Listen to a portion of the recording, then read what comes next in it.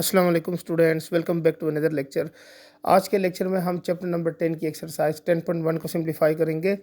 तो लेक्चर शुरू करने से पहले जिस तरह से हम हर एक्सरसाइज के पहले थ्योरी को समझते हैं, फिर उसके बाद जो है उसको सिंप्लीफाई करते हैं, तो उससे काफ़ी ज़्यादा हेल्प मिल जाती है।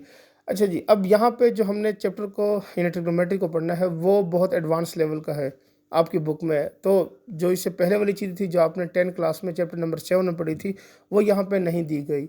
तो उनको समझना बहुत ज़रूरी, क्योंकि आगे सारे चैप्टर्स में वही चीज़ यूज़ हो रही है। तो मैं डायरेक्ट ये चीज़ें नहीं पढ़ाऊँगा, पहले मैं उस थ्योरी को समझाऊँगा और उसके बाद फिर आपको उस लेवल पर लेके जाऊँगा।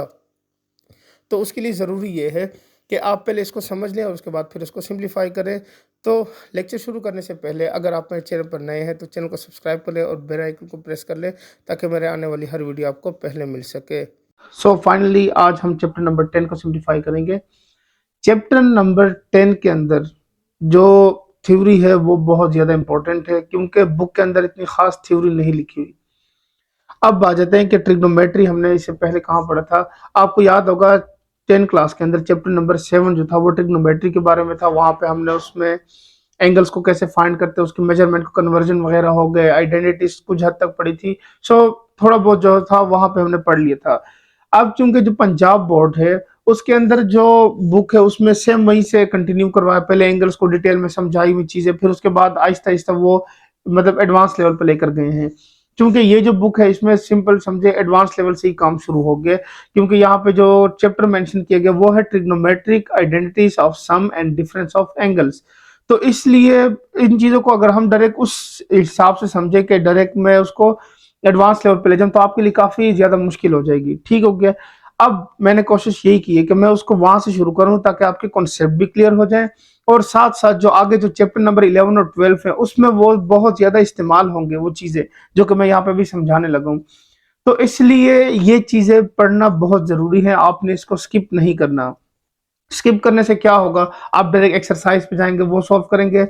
एक्सरसाइज तो आपको वैसे ही पहले ही सॉल्व कहीं ना कहीं मिल जाएगी, कोई ना कोई सर करवा रहा होगा, आपको कॉलेज में करवाई गई होगी। इसके अलावा आपके पास गाइड्स पड़ी होंगी, आप उससे भी देख सकते हैं। सो जो असल चीज है थ्योरी, अगर वो नहीं आती तो इसका मतलब वो जो चीजें आपने सिर्फ सॉल्व की हैं वो आपसे भूल जाएंगी, क्योंकि जब तक आपके कॉन्सेप्ट क्लियर नहीं होंगे वो चीजें आपके लिए बेमानी है। इसलिए मेरी सजेशन तो यही है कि पहले थ्योरी को डिटेल से समझ लें, सारी चीज़ों को कवर कर लें, फिर उसके बाद जब एक्सरसाइज सॉल्व करेंगे तो आपको सॉल्व करने में भी मजा आएगा, क्योंकि आपको चीज़ें समझ आना शुरू हो जाएंगी। इसलिए डिफिनीशन से ही शुरू करूंगा। बहुत ज़्यादा लेंथी नहीं करूंगा, आपको वही चीज़ें समझाऊंगा जो आपके लिए इम्पोर्टेंट है। ठीक हो गया। तो थोड़ी सी चीज़ें हैं लेकिन समझना बहुत ज़्यादा ज़रूरी है। डिफिनीशन से शुरू करेंगे। ट्रिग्नोमेट्री है क्या? The word trigonometry has been derived from 3 Greek words, trigono, gonia and matron. ठीक है, 3 वर्ड से मिलकर बना है ट्राइगोनो एंड मेट्री। जिस तरह से अगर हम इसको देखें भी, ट्राई का मतलब है 3, गोनी कहते हैं एंगल्स को और मेट्रोन कहते हैं मेजरमेंट को। लिटरली अगर इसका मतलब देखें तो ये क्या है, it means measurement of triangle, यानी जो ट्रायंगल की मेजरमेंट है। अब ट्रायंगल की मेजरमेंट यहाँ पे बहुत सी चीजें इसमें आ जाती हैं। अक्सर बच्चे कंफ्यूज हो जाते हैं कि ट्रायंगल में बस सिर्फ हम एंगल्स ही फाइंड करते हैं और इसके अलावा इसमें कोई चीज इन्वॉल्व नहीं होगी। ये थोड़ा सा मैं यहाँ पे क्लियर कर दूं, क्योंकि डिफिनीशन ये कह कि मेजरमेंट ऑफ ट्रायंगल, अब जो ट्रायंगल्स हैं वो हम उन शेप्स को कहते हैं जिसमें 3 कॉर्नर्स हों। ठीक हो गया। और उन कॉर्नर्स के ऊपर जो एंगल बनता है उसको एंगल्स कहते हैं। अब उस एंगल के साथ उसकी साइड भी इन्वॉल्व हो जाती है। तो बेसिकली उस पूरे ट्रायंगल का बिहेवियर, जिसमें साइड्स इंक्लूड हैं, उसके एंगल्स इंक्लूड हैं, सारा कुछ जिसमें शामिल होगा। सिर्फ ये नहीं होगा कि हम उसके एंगल्स फाइंड करेंगे। ठीक हो गया। ये आपने यहाँ पे अपनी कंफ्यूजन क्लियर कर लेनी है कि सिर्फ एंगल्स होंगे और साइड नहीं होंगे, तो साइड भी इन्वॉल्व होंगे। ठीक है, ये यहां तक आपकी डिफिनीशन हो गई। अब नेक्स्ट इसके अंदर ये आता है, अक्सर बच्चे कंफ्यूज हो जाते हैं या पूछते रहते हैं कि सर इसको हम कहाँ पे यूज करेंगे या आगे चल के हमें क्या फायदा पहुंचाएंगे। इस तरह के बहुत सारे क्वेश्चन अक्सर बच्चे करते हैं। तो मैं ये आपको एक बात बता दूं, चूंकि आपने इसको आगे स्टडी को कंटिन्यू रखना है, तो 12th क्लास के अंदर जो आपने बुक पढ़नी है वो है कैलकुलस के नाम से, जो कि मास्टर लेवल पे पढ़ाई जाती है। फर्स्ट ईयर के सेकंड ईयर में सिर्फ आपको ये जो उस बुक कैलकुलस है उसकी थोड़ी सी थ्योरी है, थोड़ी सी चीजें दी गई हैं। बाकी जो है वो आप मास्टर लेवल पे डिटेल से पढ़ेंगे। अब जो सेकंड ईयर की बुक है वो कैलकुलस, उस कैलकुलस जो है उस मेन बुक में से थोड़ा सा हिस्सा लिया गया है। उसको पढ़ने के लिए बहुत ज्यादा जरूरी है कि आपके पास ट्रिग्नोमेट्री की नॉलेज होनी चाहिए। ठीक हो गया। सो यहाँ पे मैंने ये नोट में मेंशन भी कर दिया आपको समझाने के लिए कि for study of calculus it is essential to have a sound knowledge of trigonometry, कि आपको ट्रिग्नोमेट्री के बारे में कंप्लीट यानी नॉलेज होना बहुत ज्यादा जरूरी है, क्योंकि आगे चल के आपको ट्रिग्नोमेट्री में वो चीजें देखने को मिलेंगी कि आपने सोचा भी नहीं होगा कि अच्छा इसमें ये भी हो सकता है, ऐसी चीजें होंगी वहां पे। सो वो इंशाल्लाह आपको पढ़ के बहुत मजा आएगा, क्योंकि कैलकुलस बहुत ज्यादा इंटरेस्टिंग सब्जेक्ट है, जो मैथमेटिक्स में कैलकुलस वाला सब्जेक्ट है। सो एनी हाउ वो हम फिर इंशाल्लाह 12 क्लास में ही डिस्कस करेंगे। अच्छा जी, अब फिर इसकी फील्ड्स कौन सी है, किन किन फील्ड्स में हम इसको स्टडी करते हैं, ये मैं उसके लिए बता रहा हूँ कि हो सकता है एमसीक्यूज टाइप क्वेश्चन में इस तरह से पूछ ली जाए। सो आपको पता होना चाहिए ट्रिग्नोमेट्री के बारे में। एक्सटेंसिवली यूज इन बिजनेस की फील्ड में, इंजीनियरिंग की फील्ड में, navigation, astronomy, physical and social science, और भी बहुत सारी फील्ड्स हैं, लेकिन ये बेसिक कुछ मैंने लिखनी है कि इन फील्ड्स में हम इसको क्या करते हैं, ट्रिग्नोमेट्री को यूज करते हैं। ठीक हो गया, आपको ये चीजें क्लियर हो चुकी होंगी, पहले भी पढ़ चुके हैं, तो थोड़ा बहुत जो है वो जब आप इसको दोबारा स्टडी करें थोड़ा बहुत पढ़ने से फिर वो आपको रिवाइज हो जाता है, इसलिए मैं इसको साथ साथ लेकर चलूंगा। अच्छा जी, नेक्स्ट टॉपिक है वो है यूनिट ऑफ मेजरमेंट्स। अब आ जाते हैं कि मेजरमेंट ऑफ एंगल्स की बात हुई है। चूंकि अगर आप इस चैप्टर का नाम देखें तो इस चैप्टर का नाम यह है trigonometric identities of sum and difference of angle, यानी addition and subtraction of angles की एडिशन और सब्ट्रैक्शन कैसे होती है। ये चीज आपने नहीं पढ़ी, क्योंकि 10 क्लास में ये चीज थी ही नहीं, तो इसलिए ये आपके लिए एक नया टॉपिक है, नई चीज है। अब चूंकि एंगल का जिक्र हुआ है तो हमें पहले पता होना चाहिए कि एंगल्स क्या होते हैं, कितने टाइप्स के होते हैं, कैसे उसको रिप्रेजेंट किया जाता है, उसमें कौन चीजें इन्वॉल्व होती हैं। सो यहाँ पे देखेंगे two rays with a common starting point from an angle. ठीक हो गया, यानी टू रेस कहते हैं लाइन को, यानी two lines with a common starting point, यानी दोनों का स्टार्टिंग पॉइंट क्या हो, वो एक हो, तो वो क्या करते हैं, फॉर्म एन एंगल, तो वो एंगल बनाते हैं। ठीक हो गया। अब कोई भी एक लाइन हम यहाँ से शुरू कर देते हैं इस डायरेक्शन में, किस डायरेक्शन में, तो जो उसका स्टार्टिंग पॉइंट होगा वो क्या होगा, वो होगा उसका एंगल, जहां पे वो स्टार्टिंग पॉइंट है वहां पे वो एंगल बनेगा। ठीक हो गया। इन दो लाइंस में जो दोनों लाइंस है उसके अलग अलग नाम है, वो नाम आपने याद रखने हैं। एक लाइन को हम क्या कहते हैं, इनिशियल रे ऑफ एंगल, इसका अच्छा जी, एक लाइन जो उसको इनिशियल साइड कहते हैं, और दूसरी जो साइड है उसको हम क्या कहते हैं, टर्मिनल साइड। अब मैं ये क्यों बता रहा हूँ इनिशियल और टर्मिनल, जब आप इसके क्वेश्चन सॉल्व करेंगे तो वहां पे आपको ये चीजें नजर आएंगी। इसी 10 चैप्टर नंबर 10 की बात करूं, वहां पे क्वेश्चन में लिखा हुआ है कि जो एंगल है वो लाइज इन टर्मिनल साइड, यानी एंगल की जो बात हुई है वो टर्मिनल साइड का जिक्र हुआ है, वहां पे इनिशियल साइड का जिक्र हुआ है। तो इनिशियल और टर्मिनल साइड, इस तरह की बहुत सी चीजें जो कि यहाँ पे मैं समझाऊंगा वो आगे चल के एक्सरसाइजेज में यूज हो रही हैं, तो इसलिए उनको समझना बहुत ज्यादा जरूरी है। ठीक हो गया।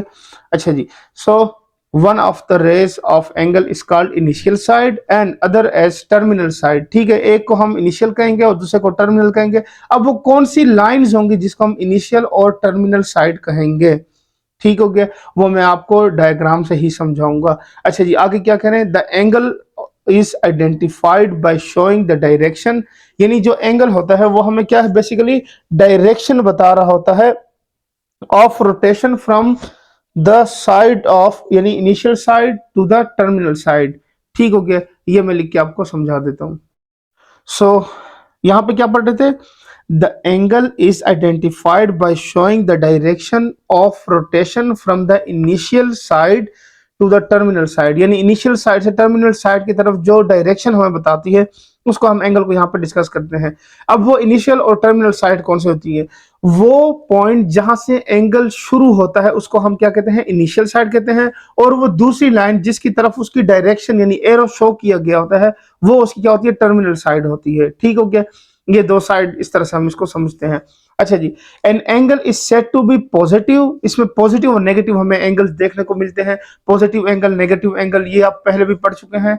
सो यहाँ पे कंफ्यूजन नहीं होगी आपको। ठीक है, पॉजिटिव नेगेटिव एंगल वो जब मैं क्वाड्रेंट समझाऊंगा तो वहां पे मैं ये चीज क्लियर कर दूंगा। ठीक हो गया, क्योंकि आगे चलकर मैं क्वाड्रेंटल एंगल्स आपको समझाऊंगा, उसमें काफी ज्यादा चीजें इन्वॉल्व हैं, तो वो समझना भी जरूरी है। ठीक है, तो इसलिए फिर ये चीजें मैं वहां पे आपकी क्लियर कर दूंगा। अच्छा जी, an angle is said to be positive और नेगेटिव, या एंगल को हम पॉजिटिव एंगल कहेंगे या नेगेटिव एंगल कहेंगे if the rotation is anti clockwise या क्लॉकवाइज, दो चीजें इन्होंने दी है।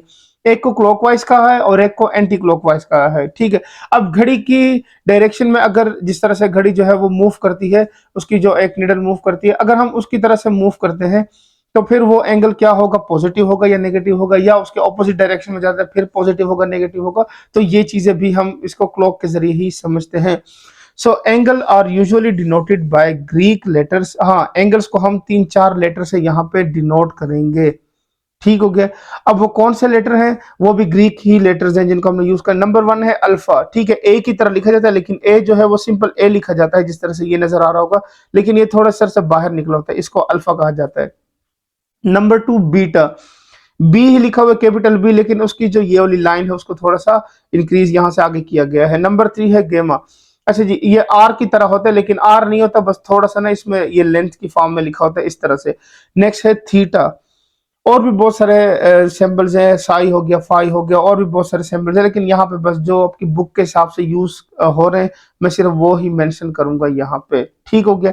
सो अल्फा, बीटा, गेमा एंड थीटा, ये 4 वर्ड जो है हम ज्यादा यूज करेंगे। इसके अलावा भी हम यूज कर सकते हैं, वो कौन से अल्फाज हैं, हम एक्स यूज कर सकते हैं, हम वाई यूज कर सकते हैं, ए बी सी को यूज कर सकते हैं, क्योंकि वो हमारी अपनी मर्जी है कि हम उसमें क्या लिखना चाहते हैं, ठीक है। सो जो बेसिक वर्ड्स होते हैं वो अल्फा, बीटा, गेमा और थीटा हैं, वही यूज करेंगे। लेकिन अगर आप चाहें तो उसकी जगह कोई और वर्ड्स भी यूज कर सकते हैं, लेकिन हम क्या करेंगे, इन्हीं वर्ड्स को यूज करेंगे, क्योंकि ये आपके पास क्या होता है, जनरल नोटेशन होते हैं, तो इसलिए हम इसी को ही फॉलो करेंगे।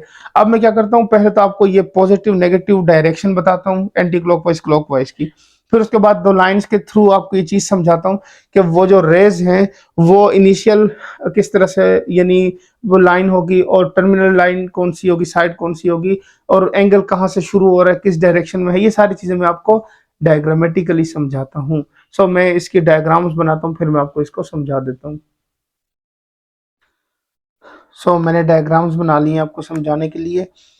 पहले चूंकि क्लॉकवाइज एंटी क्लॉक का जिक्र हुआ तो इसलिए मैंने क्लॉक बना ली ताकि आपको इजीली समझा सकूं, ठीक हो गया। मैं यहाँ से ना आपको इसको एक्सप्रेस कर रहा हूँ समझाने के लिए। एक देखिए ये डायरेक्शन है, जो घड़ी है वो इस तरह से मूव करती है, ठीक हो गया।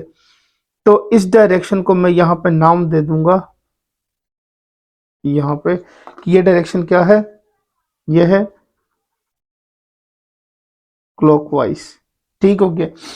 दूसरी डायरेक्शन क्या है, वो यहां से शुरू होती है, उसको मैं डिफरेंट मार्कर से यूज कर लेता हूँ, ये वाली, ठीक हो गया। ये जो डायरेक्शन है ये है एंटी क्लॉकवाइज डायरेक्शन, ठीक हो गया। तो ये क्लॉकवाइज है और ये वाली क्या है, एंटी क्लॉकवाइज डायरेक्शन। इसको भी यहाँ पे एक्सप्रेस कर लेते हैं, एंटी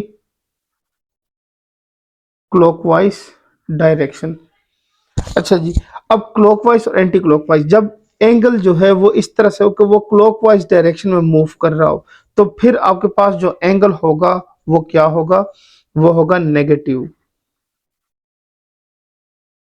ठीक है। और अगर एंगल जो है वो एंटी क्लॉकवाइज डायरेक्शन में मूव कर रहा होगा, सो एंगल जो है वो आपके पास क्या होगा, पॉजिटिव होगा, ठीक है। तो ये बस आपने याद रखिए, इसलिए घड़ी बनाइए ताकि आपको याद रहे कि किस तरह से वो चीज जो है वो हम एक्सप्रेस करते हैं। अगर वो क्लॉकवाइज डायरेक्शन है तो फिर वो नेगेटिव होगा, अगर एंटी क्लॉकवाइज है तो पॉजिटिव। अभी नेगेटिव पॉजिटिव होगा क्या, मतलब होगा किस तरह से, ये इस तरह से होगा कि फॉर एग्जांपल यहाँ पे मैं समझाने के लिए लिख दूं, यहाँ पे अगर पॉजिटिव है तो वो आपके पास होगा 30 डिग्री है, 45 डिग्री है, ठीक है, 90 डिग्री है, एटसेट्रा, इस तरह से लिखा होगा। नेगेटिव है तो वो होगा आपके पास -30 लिखा हुआ है या -90 लिखा हुआ है, एटसेट्रा, ठीक है। तो वो इस तरह से मेंशन होगा कि उसके साथ नेगेटिव साइन लिखा हुआ होगा, बस यही चीज दोनों में डिफरेंस है कि पॉजिटिव के साथ पॉजिटिव साइन, नेगेटिव के साथ नेगेटिव साइन। अच्छा जी, अब लाइंस के साथ इसको कैसे, क्योंकि हमने पढ़ा था कि जब एंगल जो है वो कोई भी 2 लाइंस एक स्टार्टिंग पॉइंट हो उनका, तो फिर उसके दरमियान में क्या होता है, एंगल प्रोड्यूस होता है। तो अब नेगेटिव पॉजिटिव को और एंगल को मैं यहीं पे सारा इसी में समझा रहा हूँ। अगर ये देखें यहाँ से, ये जो पॉइंट है इसका, ये ओरिजिन पॉइंट है जहां से ये एंगल स्टार्ट हुआ है, ठीक हो गया। और फिर इन दोनों लाइंस के अंदर अगर हम देखें, ये एंटी क्लॉकवाइज डायरेक्शन के लिए मैंने ये यहाँ पे इसको देखो तो ये इस तरह से मूव करेगा इस डायरेक्शन में, तो जिस पॉइंट से यानी जिस लाइन से एंगल शुरू हो रहा है वो इनिशियल साइड होती है, और जिसकी तरफ इसका एरो वाला यानी एरो होता है जिस लाइन की तरफ, वो क्या होती है, इसकी टर्मिनल साइड होती है। सो यहाँ पे मेंशन कर लेता हूं टर्मिनल साइड, और ये वाली क्या है,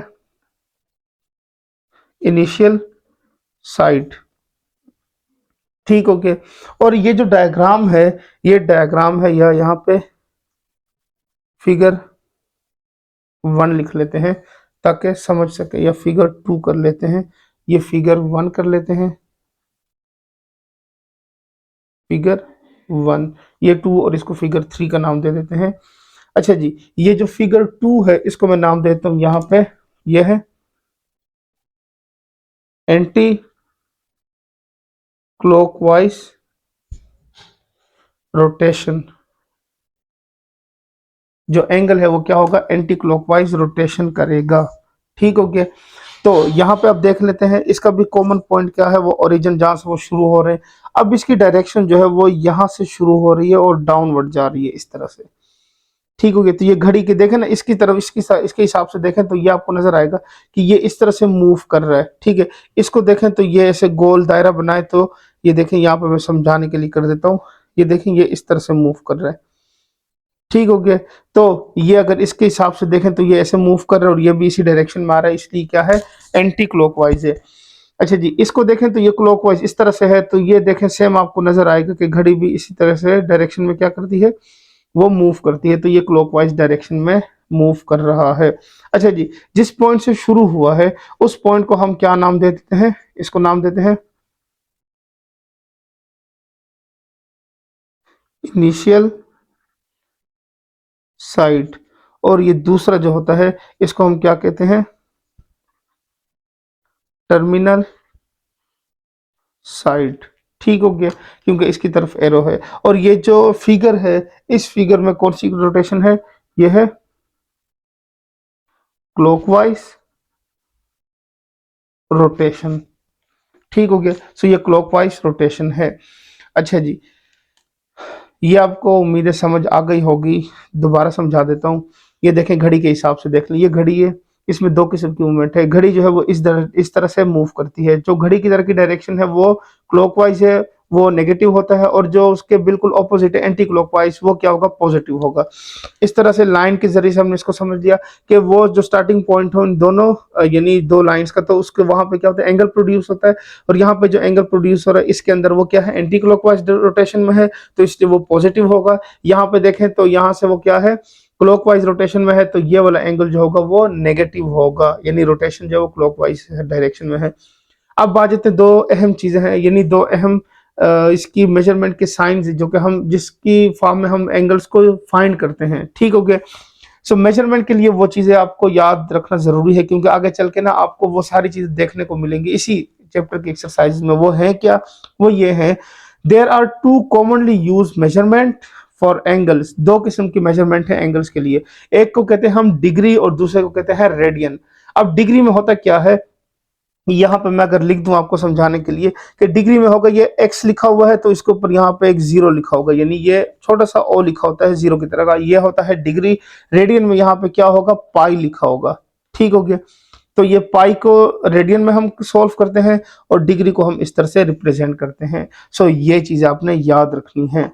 ठीक है, अब उम्मीद करता हूँ काफी हद तक चीजें आपको क्लियर हो चुकी होंगी या क्लियर होना शुरू हो जाएंगी, क्योंकि ये चीज आप पहले भी पढ़ चुके हैं, तो इसलिए उम्मीद करता हूँ आपको मुश्किल इसमें कुछ भी नहीं लगेगा। नेक्स्ट जो टॉपिक है वो है angles in standard position. Standard position क्या होती है, यानी जो एक्स वाई कोऑर्डिनेट सिस्टम है, बेसिकली जो एक्स वाई कोऑर्डिनेट सिस्टम, हम सारे एंगल वहीं पे ही ड्रा करते हैं। सो वो एक्स वाई कोऑर्डिनेट सिस्टम के अंदर जो बेसिक या स्टैंडर्ड पोजीशंस हैं वो समझते हैं। फिर उसके बाद जो एंगल्स की यानी क्वाड्रेंट्स है, वो क्वाड्रेंटल एंगल किस तरह से कहलाई जाती है, यानी कौन से क्वाड्रेंट में वो एंगल पॉजिटिव नेगेटिव, ये सारी चीजें वन बाय वन में डिटेल से समझाता हूँ। ठीक है। सो ये चीज अगर समझ नहीं आई तो इसको दोबारा वीडियो को दोबारा से देख लें यहाँ तक, और ये चीज अपनी क्लियर कर लें। ठीक है। सो फिर उसके बाद आगे बढ़िएगा। अभी हम चलते हैं और नेक्स्ट इसके क्या करते हैं, स्टैंडर्ड पोजीशन को समझते हैं इन क्वाड्रेंट्स। सो नेक्स्ट टॉपिक है हमारा angle in standard position. Angle in standard position कौन से होते हैं, उसकी वैल्यूज क्या होती हैं, उसमें हमने क्या क्या चीजें याद रखनी होती हैं। तो ये जो टॉपिक है बहुत इंपॉर्टेंट टॉपिक है। So angle in standard position, an angle is said to be in standard position, कोई भी एंगल है उसको हम स्टैंडर्ड पोजीशन में तब कहेंगे if it vertex lie at the origin of the rectangular coordinate system and it's initial side along with the positive x axis. यानी इसकी जो वर्टेक्स होगी वो क्या होगी, कोऑर्डिनेट सिस्टम, यानी ये जो कोऑर्डिनेट सिस्टम है जिसमें एक्स एक्सिस और वाई एक्सिस वाली ये वाली जो वैल्यूज होती हैं, इसमें जिस तरह से आपके पास वर्टेक्स वाली लाइन है वो और इनिशियल साइड जहां से आपका एंगल शुरू हो रहा है वो पॉजिटिव एक्स एक्सिस हो, यानी जो फर्स्ट क्वाड्रेंट है वहां से वो शुरू हो, तो फिर हम उसको क्या कहते हैं, स्टैंडर्ड पोजीशन कहते हैं। अब यहाँ पे मैंने कुछ यहाँ पे वैल्यूज यानी ड्रा की हैं आपको समझाने के लिए, तो उसको मैं यहाँ पे दिखा देता हूँ। ये पहला कोऑर्डिनेट सिस्टम यानी ये मैंने फर्स्ट क्वाड्रेंट के हिसाब से आपको समझाने के लिए बनाया है। तो यहाँ पे मैं क्या कर रहा हूँ, एक लाइन ड्रा कर रहा हूँ। तो वो लाइन इस तरह से ड्रा होगी कि इस ओरिजिन से शुरू होगी और यहाँ तक चले, यहाँ से ऐसे चल रही है। तो यहाँ से इस पॉइंट से एंगल शुरू हो रहा है इस डायरेक्शन में, यहाँ पे अल्फा नाम दे देता हूँ, ठीक है। तो ये फर्स्ट क्वाड्रेंट के अंदर लाई कर रही है ये वाली लाइन। अच्छा जी, नेक्स्ट मैं लाइन ड्रा करता हूँ सेकंड क्वाड्रेंट के अंदर, यहाँ पे सेम लाइन इस तरह से यहाँ पे। अब ये वाली जो लाइन है इसके लिए एंगल जो है वो यहाँ से शुरू होगा और यहाँ पे आ जाएगा, इसको नाम दे देता हूँ बीटा का, ठीक है। सो ये जो इनिशियल पॉइंट है वो इसका हमेशा क्या होगा, ओरिजिन के फर्स्ट क्वाड्रेंट में ही होगा, ठीक है। ओरिजिन में फर्स्ट क्वाड्रेंट की बात हो रही। सो ये आपके पास हो गया। थर्ड जो नेक्स्ट जो थर्ड ये वाला जो क्वाड्रेंट है, थर्ड क्वाड्रेंट, वहां पे अगर कोई एंगल को ड्रा करें, सो ये फर्स्ट क्वाड्रेंट से होता हुआ यहां तक आ जाएगा। तो इसको मैं नाम दे देता हूं यहाँ पे थीटा का। थीटा ने गेमा का नाम देते हैं, थीटा को लास्ट वाले में नाम दे देते हैं, और वो यहाँ पे फोर क्वाड्रेंट में आ जाएगा।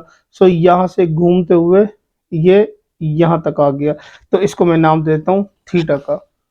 सो अल्फा बीटा गेमा एंड थीटा। आपने इसमें एक बात देखी होगी, ये भी फर्स्ट क्वाड्रेंट में पॉइंट इसका एक्स से शुरू हो रहा है पॉजिटिव, सेकंड वाले में देखने क्वाड्रेंट में है, तब भी आपके पास जो पॉइंट ऑफ इनिशियल पॉइंट है, स्टार्टिंग पॉइंट, वो क्या है, फर्स्ट क्वाड्रेंट से ही शुरू हो रहा है। थर्ड क्वाड्रेंट में तब भी आपके पास सेम इनिशियल पॉइंट है, फोर्थ में भी सेम इनिशियल पॉइंट है। सो स्टार्टिंग पॉइंट इसका यही रहेगा स्टैंडर्ड पोजीशन के लिए। तो उम्मीद करता हूँ आपको ये समझ आ गया होगा स्टैंडर्ड पोजीशन क्या होती है। यानी आपके पास या तो एंगल फर्स्ट क्वाड्रेंट में होगा, या सेकंड में होगा, या थर्ड में होगा, या फोर्थ क्वाड्रेंट में होगा, और इनकी कोई ना कोई वैल्यू होगी। हो सकता है यहाँ पे जो वैल्यू है वो अल्फा के नाम से, तो यहाँ पे होगा 0 से लेकर 90 तक फर्स्ट क्वाड्रेंट में, सेकंड क्वाड्रेंट में होता है 90 से लेकर 180 तक, फिर थर्ड क्वाड्रेंट में क्या होता है 180 से लेकर 270 तक, और फोर्थ क्वाड्रेंट में क्या होता है 270 से 360 तक, ठीक है। ये मैं आगे चल के इसको डिटेल में समझा दूंगा कि ये क्या क्या चीज कैसे लिखी जाती है। फिलहाल हम स्टैंडर्ड पोजीशन पे ही रहेंगे। An angle in standard position is said to lie in quadrant if its terminal side lies in the quadrant, ठीक हो गया। अगर ये देखें यहाँ पे इस क्वाड्रेंट में लाई कर रहा है तो फिर हम उसको इन द अबव फिगर, जिस तरह से मैंने ऊपर समझा दिया है। अच्छा जी, अब अल्फा बीटा गेमा और थीटा लिख भी दिया है कहाँ पे लाई कर रहा है, और है क्या, angle alpha lies in first quadrant and it's terminal lies in first quadrant, ठीक हो गया। टर्मिनल साइड कौन सी होती है, पहले बता चुका हूं कि जहां पे एंगल खत्म हो रहा होता है, यानी ये देखें यहाँ पर, यहाँ से शुरू हो रहा है और यहाँ पे खत्म हो रहा है, ठीक है। तो हम जो एंगल को रिप्रेजेंट, यहाँ पे जिस तरह से मैंने ये स्टेटमेंट लिखी थी, standard position in set to lie in quadrant if is terminal side lies in that quadrant, यानी जिस क्वाड्रेंट में उसकी टर्मिनल साइड है उसी से हम उसकी वैल्यू को रिप्रेजेंट करेंगे। यानी वो 0 से लेकर 90 के दरमियान में, तो फर्स्ट क्वाड्रेंट में होगा तो वो 30 है, 40 है, 50 है, 60 है, इस तरह से वो फिर हम उस वैल्यू के हिसाब से देखेंगे। सेकंड क्वाड्रेंट में है तो यहाँ से शुरू हो रहे हैं जहां पे, यानी ये जो एंडिंग पॉइंट है इसके हिसाब से हम उसको रिप्रेजेंट करेंगे। तो terminal side lies in first quadrant alpha की वैल्यू, सेकंड बीटा को जब हमने पढ़ा था तो lies in second quadrant as is terminal side lies in second quadrant में थी। गेमा जो था वो थर्ड क्वाड्रेंट में है क्योंकि उसकी टर्मिनल साइड जो है वो थर्ड क्वाड्रेंट में है, और इसी तरह थीटा जो है वो क्या है, फोर्थ क्वाड्रेंट में, क्योंकि उसकी टर्मिनल साइड जो है वो फोर्थ क्वाड्रेंट में है, ठीक हो गया। सो ये उम्मीद करता हूं आपको समझ आ गया होगा। तो अब इसको आगे फर्दर डिस्कस करते हैं। If the terminal side of an angle falls on x axis और y axis it is called a quadrantal angle. अगर ये एक्स एक्सिस और वाई एक्सिस की फॉर्म में ये एंगल्स हैं तो आपके पास जो एंगल बनते हैं वो क्या होते हैं, क्वाड्रेंटल एंगल्स होते हैं। अब वो होंगे किस तरह से, मैं यहाँ पे समझा देता हूँ। अगर यहाँ से शुरू हो रहा है और इस लाइन के ऊपर टच कर रहा है, ठीक है, यानी एक्स से शुरू है वाई पे खत्म हो रहा है और फर्स्ट क्वाड्रेंट में है, तो यहाँ पे होगा 90 डिग्री। यहां से शुरू हुआ है 90 और ये 90 यहाँ पे आ गया है, सो ये आपके पास क्या हो गया 180 डिग्री। यहां से शुरू हुआ, इसको यहां तक थर्ड क्वाड्रेंट तक आ गया, तो ये हो गया 270 डिग्री। और यहां से शुरू हुआ और ये पूरा एक सर्कल कंप्लीट करके यहां आ गया। अब ये जो पूरा होगा ये होगा 360 डिग्री। सो क्वाड्रेंटल एंगल ये आपको समझा दी कि क्वाड्रेंटल एंगल्स होते हैं।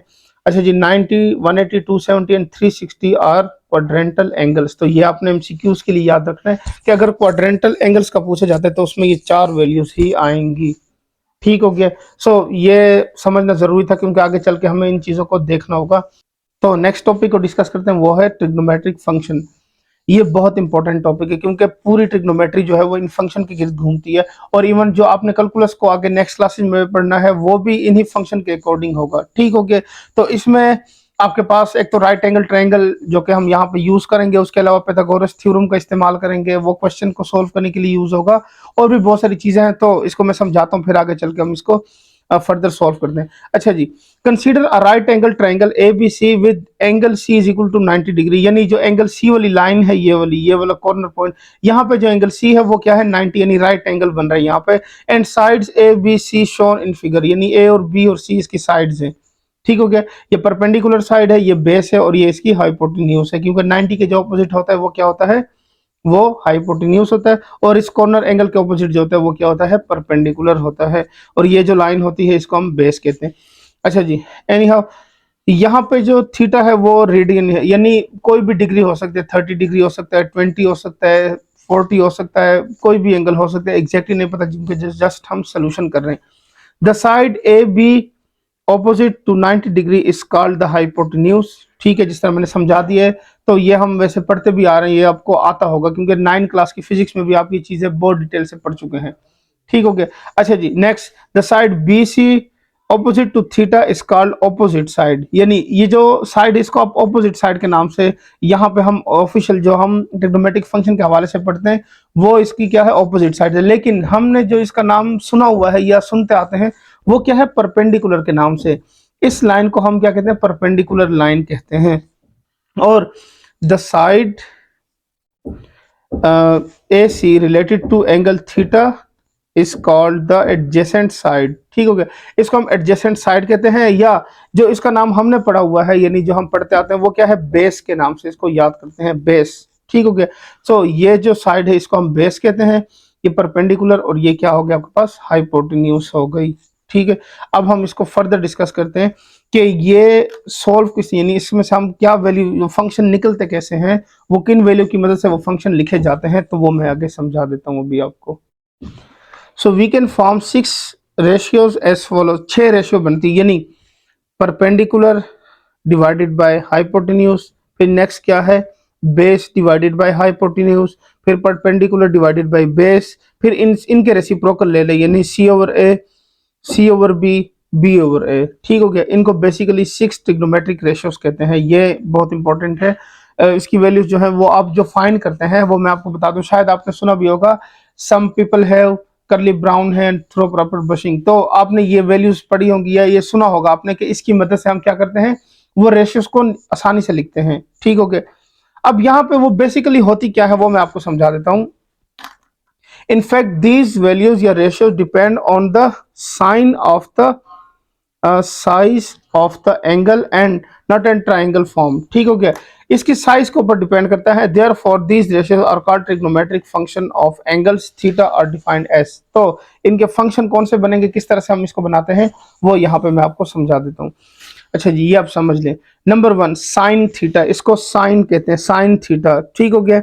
साइन थीटा क्या होता है, ये होता है परपेंडिकुलर डिवाइडेड बाय हाइपोटेन्यूज। जो मैंने रेड लिखे हैं आप इसको याद रख लीजिएगा तो आपके लिए आसानी होगी। ठीक है, वैसे मैंने सारा कुछ लिख दिया है, कि कहीं पे अगर ऑपोजिट ओवर हाइपोटेन्यूज लिखा हो तो आपको पता हो कि हाँ ये हमने इसके लिए पढ़ा था। सो ज्यादातर जो वैल्यूज हम खुद फाइंड करते हैं तो हम परपेंडिकुलर बाय हाइपोटेन्यूज ही लिखते हैं। अच्छा जी, साइन किसके इक्वल होता है? Perpendicular divided by hypotenuse. तो ये देखें, एस से आता है सम, पी से आता है पीपल और हैव एच आ गया। ये जो इसके फर्स्ट वर्ड्स है ना उसको इस तरह से एक्सप्रेस की ताकि उसको याद करने में आसानी हो। तो सम पीपल हैव यानी sine theta is equal to perpendicular divided by hypotenuse. तो इसको sine S I N E sine theta इस तरह से, लेकिन हम सिर्फ एस आई एन लिखते हैं, साइन थीटा लिखते हैं। ठीक हो गया।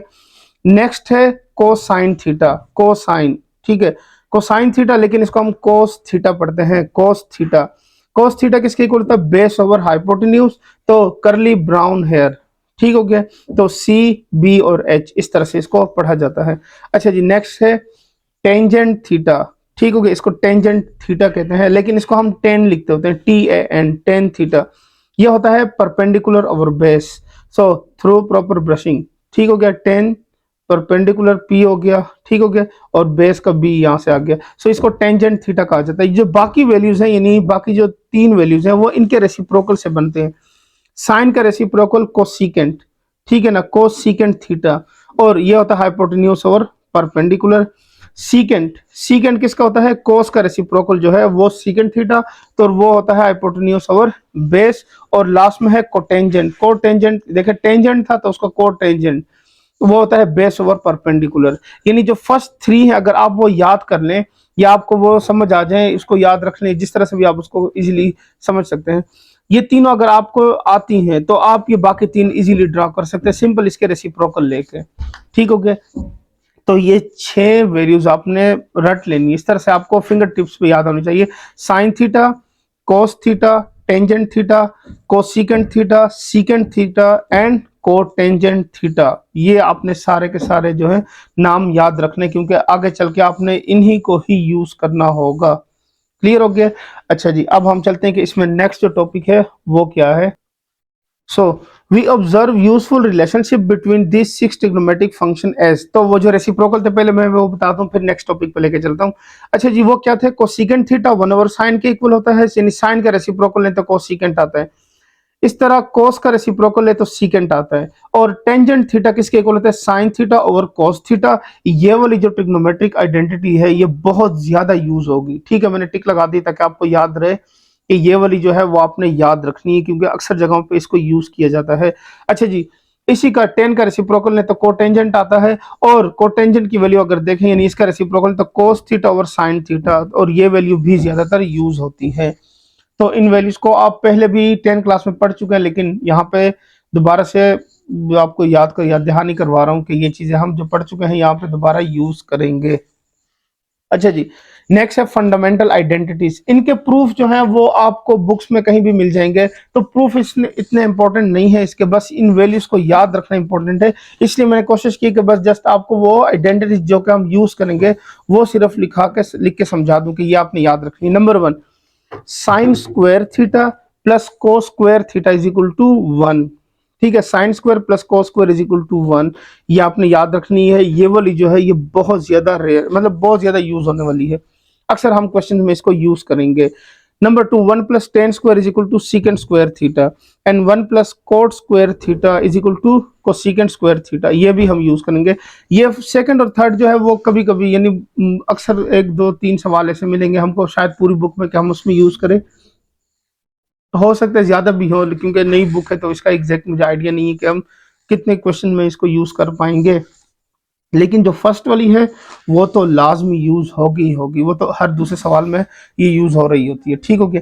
अच्छा जी, इसमें एक और बात जो इंपॉर्टेंट नोट है कि अगर ये साइन थीटा के ऊपर स्क्वायर लिखा हुआ है, यानी ब्रैकेट क्लोज होल स्क्वायर लिखा हुआ है, तो हम सिंपल इसको लिखेंगे साइन स्क्वायर थीटा। जो एंगल है उसका इस स्क्वायर के साथ कोई रिलेशन नहीं। अक्सर बच्चे कंफ्यूज हो जाते हैं कि जब स्क्वायर लेते हैं तो वो जो एंगल गिवन होता है उसका भी स्क्वायर ले लेते हैं। तो ये कंफ्यूजन यहाँ पे आपने क्लियर कर लेनी है कि जब हम साइन थीटा होल स्क्वायर लिखा हुआ है ब्रैकेट के ऊपर, तो सिर्फ वो फंक्शन जो है उसके ऊपर स्क्वायर है, थीटा यानी एंगल के साथ उसका कोई रिलेशन नहीं है। इस तरह से कॉस थीटा जो है वो उसका भी सिंपल कॉस के ऊपर आएगा, थीटा के साथ यानी एंगल के साथ उसका कोई रिलेशन नहीं है। सो ये चीज आपने याद रखनी है। अच्छा जी, नेक्स्ट टॉपिक है sign of the trigonometric function. ये भी इंपॉर्टेंट टॉपिक है। साइन ऑफ क्वाड्रेटिक यानी ये होता क्या है, ट्रिग्नोमेट्रिक फंक्शन के sign, positive sign negative sign जो आते रहते हैं उस क्वेश्चन के हवाले से, तो उसको हमने यहाँ पे किस तरह से याद रखना है, वो किस तरह से रिलेटेड होते हैं क्वेश्चन के साथ, या मतलब किस तरह से वो चीजें जो है वो इंपॉर्टेंट है। अक्सर ये होता है कि आपको गिवन होता है कि साइन थीटा की वैल्यू 1/3 है, ठीक है, और वो जो एंगल है जहां पे वो उसकी टर्मिनल साइड बन रही है वो सेकंड क्वाड्रेंट में है। अब आपको पता होगा कि सेकंड क्वाड्रेंट में जो वैल्यू है वो मुझे तो एग्जैक्टली नहीं याद आ रही कि वो सेकंड क्वाड्रेंट में पॉजिटिव है नेगेटिव है। इस कंफ्यूजन को दूर करने के लिए, ठीक है ना, वो साइन ऑफ ट्रिग्नोमेट्रिक फंक्शन को पढ़ाया गया है।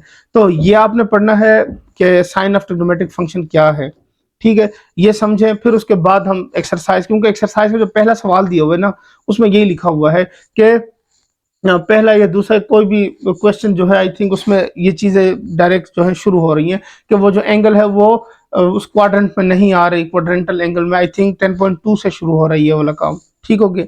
तो इन चीजों के लिए बहुत ज्यादा जरूरी है कि हमें इसका पता होना चाहिए। अच्छा जी, if theta is not a quadrantal angle, अगर आपके पास जो एंगल है वो क्वाड्रेंटल नहीं है, फॉर एग्जांपल क्वाड्रेंटल एंगल कौन से होते हैं, आपने अभी पढ़ लिया था कि 90, 180, 270 एंड 360, अगर इसके अलावा कोई भी एंगल आ जाता है सो वो क्वाड्रेंटल एंगल नहीं है, then it will lie in a particular quadrant, तो वो किसी भी यानी वो जो इससे मिलते जुलते क्वाड्रेंट होंगे उसमें लाई कर, जाहिर बात है या फर्स्ट में होगा या सेकंड में होगा या थर्ड में होगा या फोर्थ में होगा, लेकिन वो क्वाड्रेंटल एंगल्स नहीं होंगे क्योंकि वो चार ही है बेसिक जो मैंने बता दिए। क्योंकि आर की वैल्यू जो है X square plus Y square square root, ये हमेशा पॉजिटिव आएगा, नेगेटिव नहीं आ सकता। अब उसके पीछे रीजन क्या है, एक तो इसकी पावर में स्क्वायर्स लिखे हुए हैं तो स्क्वायर की वजह से वो नेगेटिव वैल्यू भी पॉजिटिव हो जाती है। दूसरा, अगर नेगेटिव वैल्यू स्क्वायर रूट में आ जाए तो वो क्या है आपके पास आयोटा साइन में आ जाता है, ठीक है ना, यानी कॉम्प्लेक्स नंबर में आ जाएगा, और यहाँ पे हम उसको नहीं यूज करते। ट्रिग्नोमेट्री को जो कॉम्प्लेक्स नंबर्स हैं वो यहाँ पे यूज नहीं होते, ठीक है। सो इसका मतलब यह हो कि हमें जितनी भी वैल्यूज होंगी वो रियल नंबर्स गिवन होंगी और उसमें आयोटा या इस तरह की कोई भी वैल्यू यूज नहीं होगी, ये भी आपने एक बात याद रखनी है। अच्छा जी, it follow that the sign of trigonometric function can be form if the quadratic angle theta is known, अगर हमें एंगल का पता है कि कोई भी एंगल है लेकिन क्वाड्रेटल एंगल नहीं है तो हमने उसको किस तरह से देखना होगा, यानी उसको किस तरह से याद रखना है वो मैं आपको डायग्रामेटिकली समझा रहा हूँ कि जो चार क्वाड्रेंट है उन चारों क्वाड्रेंट्स में वो एंगल किस तरह से परफॉर्म करते हैं, सो वो आपने याद रखने हैं। सो अब हम इसको पहले समझ लेते हैं इसकी थ्योरी को, फिर उसके बाद हम इसको डायग्रामेटिकली भी समझेंगे। अच्छा जी, number one, if theta lies in quadrant one यानी फर्स्ट क्वाड्रेंट में हो, then the point x Y on its terminal side has both x and Y coordinate system, यानी एक्स कोऑर्डिनेट से शुरू होकर वाई कोऑर्डिनेट जो फर्स्ट क्वाड्रेंट में ही आ रहे हैं, तो एक्स और वाई दोनों की वैल्यू जो है वो पॉजिटिव होंगी। तो इसका मतलब ये हुआ कि the all trigonometric function are positive in first quadrant. So ये याद रखना है कि तमाम यानी sine theta, cos theta, tangent theta, उनके रेसिप्रोकल सारी की सारी वैल्यू जो है फर्स्ट क्वाड्रेंट में पॉजिटिव होंगी। ये इंपॉर्टेंट टॉपिक है ये वाला जो साइन वाला, ठीक है, इसे हम बार बार इसके ऊपर ना वो करम ताकि आप इसको सही से सीखें। अच्छा जी, नंबर टू, सेकंड कंडीशन क्या है, if theta lie in quadrant two, second quadrant में है, then a point P X Y on its terminal side has negative and X coordinate and Y coordinate, ठीक है ना, पॉजिटिव। अच्छा जी, इसमें क्या होगा कि अगर वो सेकंड क्वाड्रेंट में है तो एक्स कोऑर्डिनेट जो है वो नेगेटिव है और वाई कोऑर्डिनेट जो है वो पॉजिटिव है, तब इसमें क्या होगा, sine theta greater than zero यानी पॉजिटिव होगा, cos theta less than zero negative, tangent theta less than zero negative. तो साइन और उसका जो रेसिप्रोकल है वो पॉजिटिव होगा सेकंड क्वाड्रेंट में, बाकी तमाम वैल्यू जो है वो लेस देन जीरो यानी नेगेटिव होंगी, ठीक हो गया। Number three, if theta lies in quadrant three, then a point pxy on its terminal side has negative x coordinate and negative y coordinate। तो उसमें क्या होगा कि x की वैल्यू और y की वैल्यू दोनों के दोनों क्या होंगी, नेगेटिव होंगी। तो उस टाइम पे आपके पास क्या होगा, साइन भी नेगेटिव होगा, कॉस भी नेगेटिव होगा, और टेन की वैल्यू जो होगी वो क्या होगी, पॉजिटिव होगी, यानी ये दोनों लेस देन जीरो नेगेटिव और ये जो टेंजेंट थीटा है वो पॉजिटिव होगा। Number four, if theta lie in quadrant 4, then a point PXY on its terminal side has positive x coordinate and negative y coordinate। तो फिर क्या होगा, आपके पास x कोऑर्डिनेट पॉजिटिव यानी x की वैल्यू पॉजिटिव होंगी और y की वैल्यू क्या होगी, वो नेगेटिव होगी। तो फिर ये होगा कि साइन थीटा नेगेटिव होगा, कॉस थीटा पॉजिटिव और टेन थीटा जो है वो भी पॉजिटिव होगा। अब these results are summarized in the following figure. Trigonometric function mentioned are positive negative in these quadrants। तो इसको मैंने क्या किया है, क्वाड्रेंट्स के अंदर लिखा है ताकि आपको इजीली वो समझ आ जाए। वैसे ये जो थ्योरी है इसमें आपको थोड़ा सा कंफ्यूजन भी होगी कि पता नहीं ये कौन सी चीज सर बता रहे हैं या क्या चीज है जो कि समझने वाली है। तो क्वाड्रेंट्स आपको बहुत जल्दी समझ आ जाएगी। तो मैं क्वाड्रेंट में आपको समझाता हूँ कि ये एक्चुअली एक्चुअली कह क्या रहे हैं ये। ये आप समझ ले। पहला ये था, फर्स्ट पॉइंट ये था कि अगर x और y के अंदर यानी फर्स्ट क्वाड्रेंट के अंदर हो दोनों वैल्यूज p ऑफ x और पॉइंट जो है वो फर्स्ट क्वाड्रेंट में हो, तो वहां पे तमाम ट्रिग्नोमेट्रिक फंक्शन की वैल्यूज क्या होंगी, पॉजिटिव, ऑल पॉजिटिव लिखा हुआ था। यानी sine theta greater than 0 positive, cos theta, cosecant, secant, tangent, cotangent तमाम की वैल्यूज क्या है, पॉजिटिव हैं। तो यहाँ पे मैंने मेंशन कर दिया फर्स्ट क्वाड्रेंट में। सेकंड क्वाड्रेंट में क्या होगा, sign theta is greater than 0, cosecant theta greater than 0, यानी साइन और उसका रेसिप्रोकल पॉजिटिव होंगे सेकंड क्वाड्रेंट में, और बाकी चारों के चारों वैल्यूज जो है वो लेस देन 0 यानी नेगेटिव होंगी। यानी इसके आंसर जो होंगे ना वो नेगेटिव आएगा। यानी फॉर एग्जांपल कोस 120 की बात करें तो कोस 120 से जो आंसर आएगा वो नेगेटिव आएगा। ठीक है, इस तरह टेन 120 से आंसर आएगा नेगेटिव। तो इस तरह की यहाँ पे साइन की वैल्यू जो है वो साइन 120 से क्या होगा, पॉजिटिव आंसर आएगा।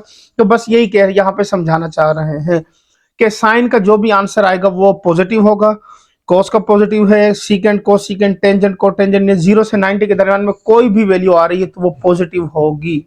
ठीक हो गया, उसके ऊपर एंगल यानी थीटा की वैल्यू जो भी हो उससे पॉजिटिव आंसर आएगा।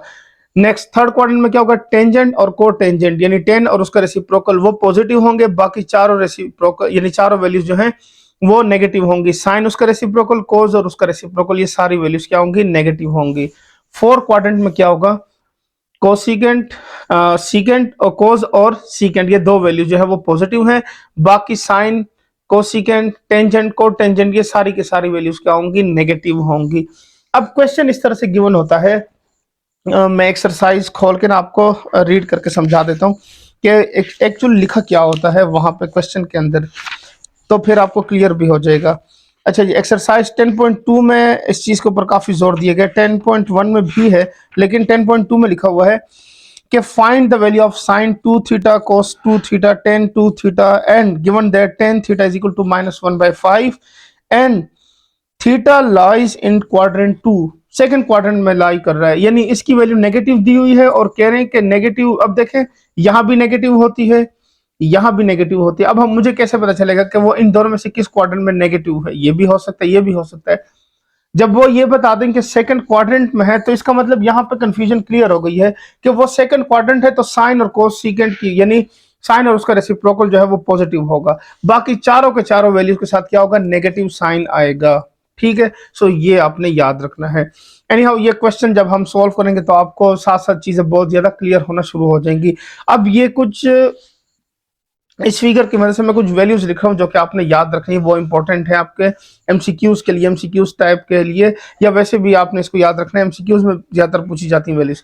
साइन माइनस थीटा, अगर साइन के साथ नेगेटिव एंगल है यानी -40, -70, -80 कुछ भी लिखा हुआ है, वो माइनस का साइन बाहर आ जाएगा और साइन थीटा बन जाएगा। ठीक है, इस तरह इसका रेसिप्रोकल है तो उसके साथ भी यही होगा। कोस थीटा है वो इस नेगेटिव साइन को पॉजिटिव कर देता है, सीकेंट थीटा जो है माइनस थीटा वो सीकेंट थीटा बन जाता है यानी वो भी पॉजिटिव कर देता है। टेन थीटा वो नेगेटिव रहेगा, कोटेंजेंट थीटा वो भी नेगेटिव रहेगा। ठीक है, सो यहां तक जो चीजें थी ये आपकी इस बुक में शामिल नहीं थी, नहीं लिखी हुई थी, इसलिए मैंने इसको पहले समझाना जरूरी समझा क्योंकि आगे हमने यही यूज करना है और ये गिवन भी नहीं, यानी एडवांस लेवल से शुरू कर रहे हैं।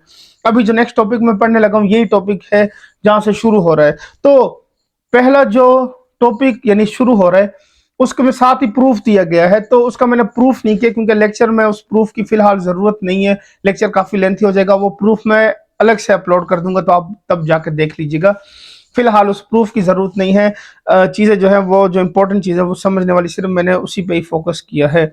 अच्छा जी, अब है क्या, फंडामेंटल लॉ ऑफ ट्रिग्नोमेट्री, जो कि आपकी बुक में ये टॉपिक यानी जहां से एक्सरसाइज 10.1 शुरू होगी तो वो इस टॉपिक से ही शुरू होगी। अच्छा जी, अब ये है क्या, let's suppose that alpha and beta any two angles यानी real numbers, then cos alpha minus beta is equal to cos alpha cos beta plus sine alpha sine beta. ये आपने ये याद रखना है बस, ठीक है। Which is called fundamental law of trigonometry, इसको कहते हैं फंडामेंटल लॉ ऑफ ट्रिग्नोमेट्री कहते हैं, ठीक है। Cos alpha minus beta is equal to cos alpha cos beta plus sine alpha sine beta, ये आपने याद रखना है। बाकी इसके साथ की जो वैल्यूज हैं वो भी मैं आपको समझा देता हूं कि इसके साथ और क्या क्या हमने याद रखना है। यानी कोस अल्फा माइनस बीटा है इस तरह, कोस alpha plus beta, sine alpha plus beta, sine alpha minus beta, tan alpha plus beta, tan alpha minus beta. तो ये सारी चीजें यहाँ से ना उसके फॉर्मूले बन रहे हैं वो आपने याद रखने, क्योंकि जो भी क्वेश्चन हम सॉल्व करेंगे साथ में लिखेंगे कि as we know that cos alpha minus beta is equal to cos alpha cos beta plus sine alpha sine beta. अगर हम वो फार्मूला यूज कर रहे हैं तो वहां पे हम उसमें बाकायदा मेंशन करेंगे कि as we know that so using this formula to solve the question. So अब इसकी बाकी वैल्यूज का भी आपने उसको याद रखना, मैं लिख के आपको समझा देता हूँ। अच्छा जी, सेकंड फार्मूला है cos alpha plus beta, cos alpha cos beta minus sine alpha sine beta. अब मैं एक आराम से मतलब एक आसानी से एक चीज आसानी से समझा देता हूँ। कोस अल्फा प्लस लिखा हुआ है ना यहाँ पे अल्फा प्लस बीटा, तो उसके दरमियान में यहाँ पे नेगेटिव साइन आता है। अगर यहाँ पे नेगेटिव साइन है तो इनके दरमियान में पॉजिटिव साइन आता है, कोस वाले की बात हो रही है। साइन में अगर यहाँ पॉजिटिव है तो यहाँ पे पॉजिटिव आता है, लेकिन इसकी वैल्यू चेंज है। Sine alpha plus beta equal है sine alpha cos beta plus cos alpha sine beta. Sine alpha minus beta sine alpha cos beta minus cos alpha sine beta. Plus वाले में plus लिखा हुआ है, minus वाले में minus लिखा हुआ है, यानी पॉजिटिव के साथ पॉजिटिव, नेगेटिव के साथ नेगेटिव आएगा। टेन अल्फा प्लस बीटा है tan alpha plus tan beta, one minus tan alpha tan beta, ठीक है। Tan alpha minus beta tan alpha minus tan beta, one plus ten alpha tan beta. अच्छा जी, यहाँ positive है तो यहाँ positive और यहाँ पे नेगेटिव है डिनोमिनेटर में, इसके यहाँ पे नेगेटिव और डिनोमिनेटर में क्या है पॉजिटिव है। सो ये 6 आइडेंटिटीज आपने फिंगर टिप पे याद कर लेनी है। एक वो sine alpha sine square alpha plus cos square alpha is equal to one, one plus tan square is equal to secant square, और इस तरह से वो जो थर्ड वाला बताया था कोस उसके इक्वल था one plus cotangent square वाला is equal to cosecant square. So इस तरह के जो फार्मूले हैं ये चीजें हो गई। उसके अलावा टेन थीटा साइन ओवर कोस के इक्वल है, को टेंजेंट जो है वो कोस ओवर साइन के इक्वल है। तो ये चीजें आपने याद मतलब आपको याद हो कि हाँ इसको हमने यहाँ पे यूज करना है। अच्छा जी, अब trigonometric ratios of allied angle. Allied angle basically है क्या, ये मैं थोड़ा सा बता दूं। इसके लिए एक टॉपिक होता है सॉल्व करने के लिए, चूंकि आपकी बुक में ये चीज़ें फिलहाल शामिल नहीं है तो मैं जस्ट आपको समझाने के लिए कर देता हूँ। इसको कहते हैं एंगल, जो एंगल गिवन है ना उसको कहते हैं मल्टीपल ऑफ 90, एक मतलब वैल्यू यूज की जाती है, ठीक हो गया। तो अगर वो 90 के मल्टीपल में आता है और साथ में प्लस माइनस हो रहा है, ठीक है, प्लस माइनस का मतलब क्या है कि 90 डिग्री माइनस वन लिखा हुआ है या 90 डिग्री प्लस वन लिखा हुआ है, तो उसके मतलब उस वैल्यू की वजह से ना उसका पूरा फंक्शन का बिहेवियर चेंज हो जाता है इस तरह से। तो वो यहाँ पे ना वो मल्टीपल जो है वो आपके इस बुक में शामिल नहीं है, तो उसको सिर्फ यहाँ पे नाम दिया गया है एलाइड एंगल्स का, ठीक हो गया। तो even multiple of 90 and odd multiple of 90, ठीक है, वो जुबान पे नहीं आ रहा था अब याद आ गया। अच्छा जी, उसका जो एलाइड एंगल के साथ जो उसका ताल्लुक है वो क्या है, even multiple of 90 and odd multiple of 90। तो उसके बिहाफ पे हम डायरेक्ट लिख देते हैं कि अच्छा ये इस तरह से वैल्यू आएगी। अब चूंकि यहाँ पे सिंपल एलाइड एंगल का जिक्र हुआ है तो मैं वो इवन मल्टीपल और ऑड मल्टीपल पे नहीं जाऊंगा, क्योंकि फिर वो आपको जाहिर बात है एक नई चीज आ जाएगी, आपकी बुक में यूज ही नहीं हो रही तो कंफ्यूजन होगी, इसलिए आपने उसको एलाइड एंगल के नाम से ही याद रखना है। हाँ, वो बाद में मैं लेक्चर में किसी और लेक्चर में शामिल कर दूंगा इवन मल्टीपल या ऑड मल्टीपल या शॉर्ट्स के अंदर, ताकि जस्ट आपको याद हो कि हाँ इसको इस तरह से भी हम यूज करते हैं। अच्छा जी, अब होते क्या है ये allied angle, the angle of measure 90 plus theta 90 minus theta. मैंने अभी बता दिए ना कि वो 90 के साथ कुछ ऐड हो रहा था या माइनस हो रहा था, इस तरह 180 के साथ कुछ ऐड हो रहा होगा, 270 के साथ ऐड और सब्ट्रैक्ट हो रहा हो, या 360 के साथ ऐड और सब्ट्रैक्ट हो रहा हो, तो इसको हम क्या कहते हैं एलाइड एंगल्स कहते हैं। ये वाली फॉर्म लिखी हुई है ना, ये वाली, ये बेसिकली निकाली गई है जर्नल एंगल फार्मूला होता है, जर्नल एंगल फार्मूला, ठीक हो गया, जिसमें होता जर्नल एंगल फार्मूला होता है थीटा प्लस 2 पाई की फॉर्म में ना एक वैल्यू होती है, फार्मूला होता है जो कि यहाँ पे शामिल नहीं है। आपने उसको 10 क्लास में यूज किया हुआ है, तो वहां पे ये एलाइड एंगल्स नहीं थे इसलिए आपने उसके ऊपर तवज्जो नहीं दी होगी। अच्छा जी, वहां पे आपने उस फार्मूले को बहुत सारे क्वेश्चन में यूज किया है, तो यहाँ पर चूंकि इस्तेमाल नहीं है तो वो मेंशन भी नहीं किया गया, और इसलिए मैंने उसको मैं इस मतलब जब थ्योरी पढ़ा रहा था तो उसमें मैंने इंक्लूड भी नहीं किया क्योंकि ज़रूरत नहीं थी उसकी। अच्छा जी, आगे चलते हैं इसको। The angles which are connected with basic angles of measurement theta by right angle और its multiple are known as, देखें एलाइड एंगल, ये देखें यहाँ पर जिक्र भी कर दिया है। राइट एंगल होता है 90 डिग्री का, और उसके मल्टीपल जो होते हैं उसको हम एलाइड एंगल्स कहते हैं। और इसका एक दूसरा नाम है जिसको हम क्या कहते हैं, even multiple of 90 and odd multiple of 90, जिससे हमें उसको याद रखना आसान हो जाता है। हाँ, आगे चल के अगर कहीं पे उसका यूज हुआ तो फिर मैं ये चीज लाजमी पढ़ाऊंगा, फिर इंशाल्लाह आपको वहां पे साथ ही जब क्वेश्चन सोल्व करेंगे तो आपको क्लियर हो जाएगा, लेकिन फिलहाल मैं इसको यहाँ पे शामिल नहीं कर रहा। अच्छा जी, अब इसकी डेरिवेशन कैसे होती है, यानी कैसे ये लिखे कैसे जाते हैं, इसमें से वैल्यू कैसे आती हैं, वो आपकी बुक के पेज नंबर मुझे एग्जैक्टली याद नहीं है, सो वो मैं बुक से ही देख लेता हूँ। मैंने यहाँ पे लिख ली है समझाने के लिए, लेकिन आपकी बुक पे वो सारी की सारी वैल्यूज जो है वो मेंशन की गई हैं एक पेज के ऊपर। सो पेज नंबर है आपका बुक का 292, पेज नंबर 292 के ऊपर ये सारी की सारी वैल्यूज जो है, यानी ये 90 प्लस थीटा माइनस थीटा इस तरह से सारा कुछ क्या है वहां पे मेंशन कर दिया गया है। तो आप 292 पे देख सकते हैं, और वहां पे एक क्वेश्चन में मिस्टेक भी है, वो भी मैं बता देता हूँ, आगे चल के बता देता हूँ कि वो मिस्टेक क्या है उसमें। अच्छा जी, डेरिवेशन कैसे करनी है। All the following trigonometric ratios of allied angles can be divided from the fundamental theorem of trigonometry। जो फंडामेंटल थ्योरम ऑफ ट्रिग्नोमेट्री है, साइन अल्फा प्लस बीटा कोस अल्फा प्लस बीटा वाले जो वैल्यूज है सारी, ये कोस अल्फा माइनस बीटा वाली जो value हमने पढ़ी है उसकी मदद से इसकी डेरिवेशन की गई है, यानी उनको देखते हुए ही ये सारा कुछ बनाया गया है। तो वो है क्या, वो मैं चल के समझा देता हूँ अभी। ये है सारी की सारी वैल्यूज जो कि आपकी पेज नंबर 292 पे मेंशन है। अब पहली चीज क्या है, sine pi by 2 minus theta, यानी 90 माइनस थीटा तो वो कोस थीटा के इक्वल है, पाई बाय 2 प्लस थीटा वो भी कोस थीटा के इक्वल है, इस तरह 90 माइनस थीटा साइन थीटा, ये सारी के सारी वैल्यूज जो है वो वहां पे मेंशन है। आप उसको एक दफा चल के देख लीजिएगा बुक के पेज पे, ये यहाँ से इसका स्क्रीनशॉट ले लीजिएगा तो इसको याद रखनी है। अच्छा जी, मैं इसके ऊपर बिल्कुल भी नहीं जाऊंगा, यानी ये जो वैल्यूज है ना मैं इसको किसी क्वेश्चन में यूज नहीं करने वाला, ठीक है। उसका मेरे पास बहुत सारे अल्टरनेट्स हैं, बहुत सारे इजी चीज मतलब स्टेप्स हैं, या बहुत सारे इजी फार्मूले हैं जिनकी वजह से मैं वो वैसे ही फाइंड कर सकता हूँ। तो ये एमसीक्यूज के लिए इन क्वेश्चन को आप याद करना चाहें तो याद कर लें, क्योंकि कुछ बुक में क्वेश्चन होंगे जिसमें एमसीक्यूज टाइप क्वेश्चन होते हैं, तो उसके लिए तो मैं आपको प्रीफर करूंगा, अदरवाइज हम क्वेश्चन में इसका कहीं पे यूज, यानी मैं खुद उसको यूज नहीं करूंगा। हाँ, अगर किसी टीचर ने करवाए तो आप उसको फॉलो कर लीजिएगा, अदरवाइज मैं इन फार्मूलों की मदद से कोई क्वेश्चन कोशिश करूंगा कि ना ही सॉल्व करूं, ठीक हो गया। तो उसके और बहुत सारे तरीके हैं जिससे वो इजीली सॉल्व हो सकते हैं। एनी हाउ ये आपके पास ये सारी वैल्यूज लिखी हुई हैं, 12 तक सारी की सारी वैल्यूज लिखी हुई हैं। अब मिस्टेक कहाँ पे है वो जरा देख लीजिएगा। आपकी बुक के इसी 92 पेज के ऊपर ना जो 9th नंबर वाला वो लिखा होगा यहाँ पे, ये 9th नंबर वाला, उसमें देखें दोनों 10 के अंदर ना पॉजिटिव साइन लिखे हुए हैं, एक में पॉजिटिव है दूसरे में भी पॉजिटिव लिखा हुआ है, यानी आमने सामने पॉजिटिव लिखे हुए हैं। उसमें एक में आपने नेगेटिव कर लेना है, कोई भी आप फर्स्ट वाला करें या सेकंड वाला नेगेटिव कर ले, तो उससे होगा क्या, जो पॉजिटिव है उससे माइनस को टेंजेंट आता है, तो इसका मतलब जो सेकंड वाला है वो आपने क्या रखना है, पॉजिटिव रखना है। जो फर्स्ट वाला है जिसमें कोटेंजेंट लिखा हुआ है उसमें आपने पॉजिटिव की जगह नेगेटिव कर लेना है। फिर आप लोग कहते हैं कि बुक में गलतियां नहीं होती, आंसर गलत नहीं होते, बुक में बहुत ज्यादा गलती है। चूंकि हम खुद भी, जब मैं भी पढ़ता था तो हमें टीचर्स जस्ट एक्सरसाइज करवाते थे, इन चीजों को पढ़ाते ही नहीं थे, तो वो बुक की मिस्टेक्स तो हमें कभी नजर ही नहीं आई, क्योंकि हम एक्सरसाइज के क्वेश्चन बस सीधे कर रहे होते थे, किसी न किसी तरह से आंसर आ जाए।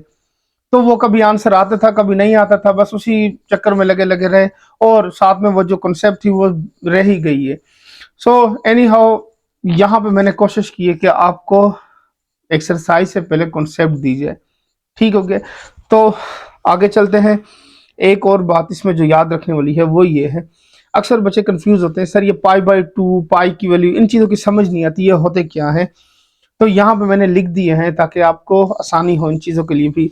पाई बाय 2 जो है ना वो 90 की, बेसिकली ये होता है इस तरह के, 2 पाई की वैल्यू क्या है, 360 है। अब इस 2 पाई को 2 से डिवाइड कर दें, यानी 2 और 2 कैंसिल हो जाएगा, तो ये भी डिवाइड होकर 180 आ जाएगा, पाई की वैल्यू 180। फिर इस पाई को मजीद डिवाइड करें 2 से तो क्या हो जाएगा 90 आ जाएगा।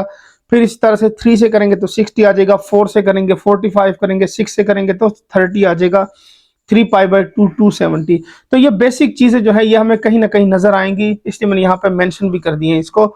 इसके अलावा क्या है, इसके अलावा यह है कि 0 से पाई बाई 2 यानी 0 से 90 तक होता है फर्स्ट क्वाड्रेंट में, 90 से लेकर 180 तक होता है सेकंड क्वाड्रेंट में, 180 से लेकर 270 तक होता है थर्ड क्वाड्रेंट में, और 270 से 360 तक होता है फोर्थ क्वाड्रेंट में। तो ये एंगल्स भी आपने याद रखने हैं, यहाँ पे मैंने मेंशन कर दी हैं। यहाँ पे आपकी थ्योरी कंप्लीट हो गई है। इस चैप्टर की इससे मजीद थ्योरी नहीं है, यानी इसके अलावा कुछ भी नहीं होगा, बस फार्मूले होंगे, उसके प्रूफ बुक में लिखे हुए हैं, तो मैं उन प्रूफ के ऊपर नहीं जाऊंगा, बस जस्ट उसको सिंप्लीफाई कराऊंगा, क्योंकि प्रूफ की जरूरत नहीं होती, बस हमने उसको यूज करना होता है। अगर आप फिर भी उसको देखना चाहें तो बुक से देख सकते हैं, और किसी जगह पे समझ ना आए तो मुझसे पूछ भी सकते हैं। ठीक हो गया। मैंने अपना जो नंबर है कॉन्टैक्ट नंबर वो मैंने उसमें दिया हुआ है नोट्स के लिए आपके, उसमें कम्युनिटी के अंदर, सो वहां से आप मुझे कांटेक्ट भी कर सकते हैं। सो अब हम एक्सरसाइज 10.1 को फाइनली स्टार्ट करने लगे हैं। तो जो फार्मूले बताए हैं उसको यूज करेंगे, तो आपने वो याद रखने हैं। इसका आसान हल यही है कि जब भी आप क्वेश्चन सॉल्व करें तो अपने लिए क्या करें, एक्सरसाइज शुरू करने से पहले उसके जो फार्मूले हैं वो स्टिकी नोट्स पे लिख के अपने सामने रख लें, ताकि आपको याद हो अच्छा इस एक्सरसाइज में मैंने ये क्वेश्चंस के साथ ये फार्मूले यूज करने, तो फिर इजी हो जाएगा। ठीक हो गया। सो अभी हम एक्सरसाइज 10.1 पे चलते हैं। सो अब एक्सरसाइज 10.1 को शुरू करते हैं, और उसका फर्स्ट क्वेश्चन लिखा हुआ है, write each of the following as a trigonometric function of a single angle. यानी सिंगल एंगल, यहाँ पे देखा आपको 37 और 22 दो वैल्यूज नजर आ, दो एंगल नजर आ रहे हैं, तो इसको हमने कन्वर्ट करना है सिंगल एंगल के अंदर। तो यहाँ पे अगर मैं उन फार्मूलों को याद करूं जो कि मुझे गिवन थे फंडामेंटल लॉ ऑफ ट्रिग्नोमेट्री, तो उसमें मुझे ये नजर आ रहा है कि sine alpha cos beta plus cos alpha sine beta. ठीक हो गया। तो पॉजिटिव साइन है, और यहाँ पे हम जो सोल्यूशन लिखेंगे, solution as we know that, formula लिख लेंगे कि sine alpha plus beta is equal to sine alpha cos beta plus cos alpha sine beta. तो आपने भी यही करना है, क्वेश्चन के सामने फार्मूला लिख दें, अब आपको समझ आना शुरू हो जाएगी। देखें साइन अल्फा की जगह, साइन अल्फा की जगह पे 37 लिखा हुआ, यहाँ पे मेंशन कर देता हूं, where alpha is equal to 37 and beta is equal to 22 degree. ठीक है, तो ये भी निकाल लें ताकि आपके लिए आसानी हो। अब ये उठा के यहाँ पे लिख देते हैं सिंपल, तो ये हो जाएगा साइन अल्फा की जगह आएगा 37 degree plus 22 degree is equal to sine 37 degree cos 22 degree plus cos 37 degree and sine 22 degree. ठीक हो गया। क्योंकि हमने इस वैल्यू को इस फॉर्म में कन्वर्ट करना था, तो ये ऐड करेंगे तो ये हो जाएगा sine which is equal to 7 + 2 से 9 और 3 + 2 5, तो साइन 59 डिग्री। ठीक हो गया भाई, यही इसका क्या हो गया, आपके पास आंसर आ गया। भाई यही सॉल्व करना था कि ये पूरा जो है वो एक सिंगल फॉर्म में कन्वर्ट करें, तो ये इसका क्या हो गया, आपके पास आंसर आ गया।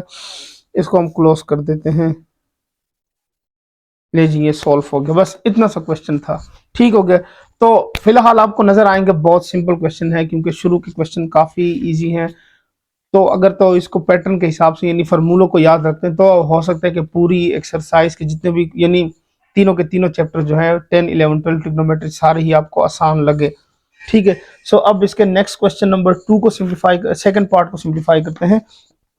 1 का सेकंड पार्ट लिखा हुआ है, cos 83 degree and cos 53 degree plus sine 83 degree and sine 53 degree. ठीक हो गया। तो यहाँ पे मैंने क्वेश्चन को मेंशन कर दिया है, तो फिर अब हम इसको सॉल्व करते हैं।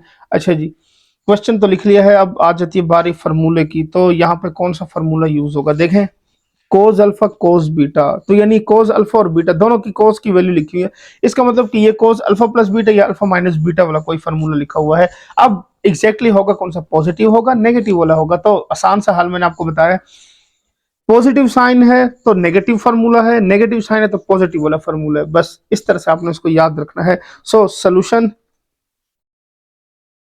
वी नो दैट, मैं इसको इस तरतीब से लिखता हूँ ताकि ये वैल्यू इधर इसी तरह रहे, आगे इक्वल टू ये वाली साइन की वैल्यू आ जाए। ठीक हो गया, तो यहाँ पर मैं लिख लेता हूँ इक्वल हो जाएगा, ये हो जाएगा cos alpha cos beta plus sine alpha sine beta is equal to cos alpha minus beta.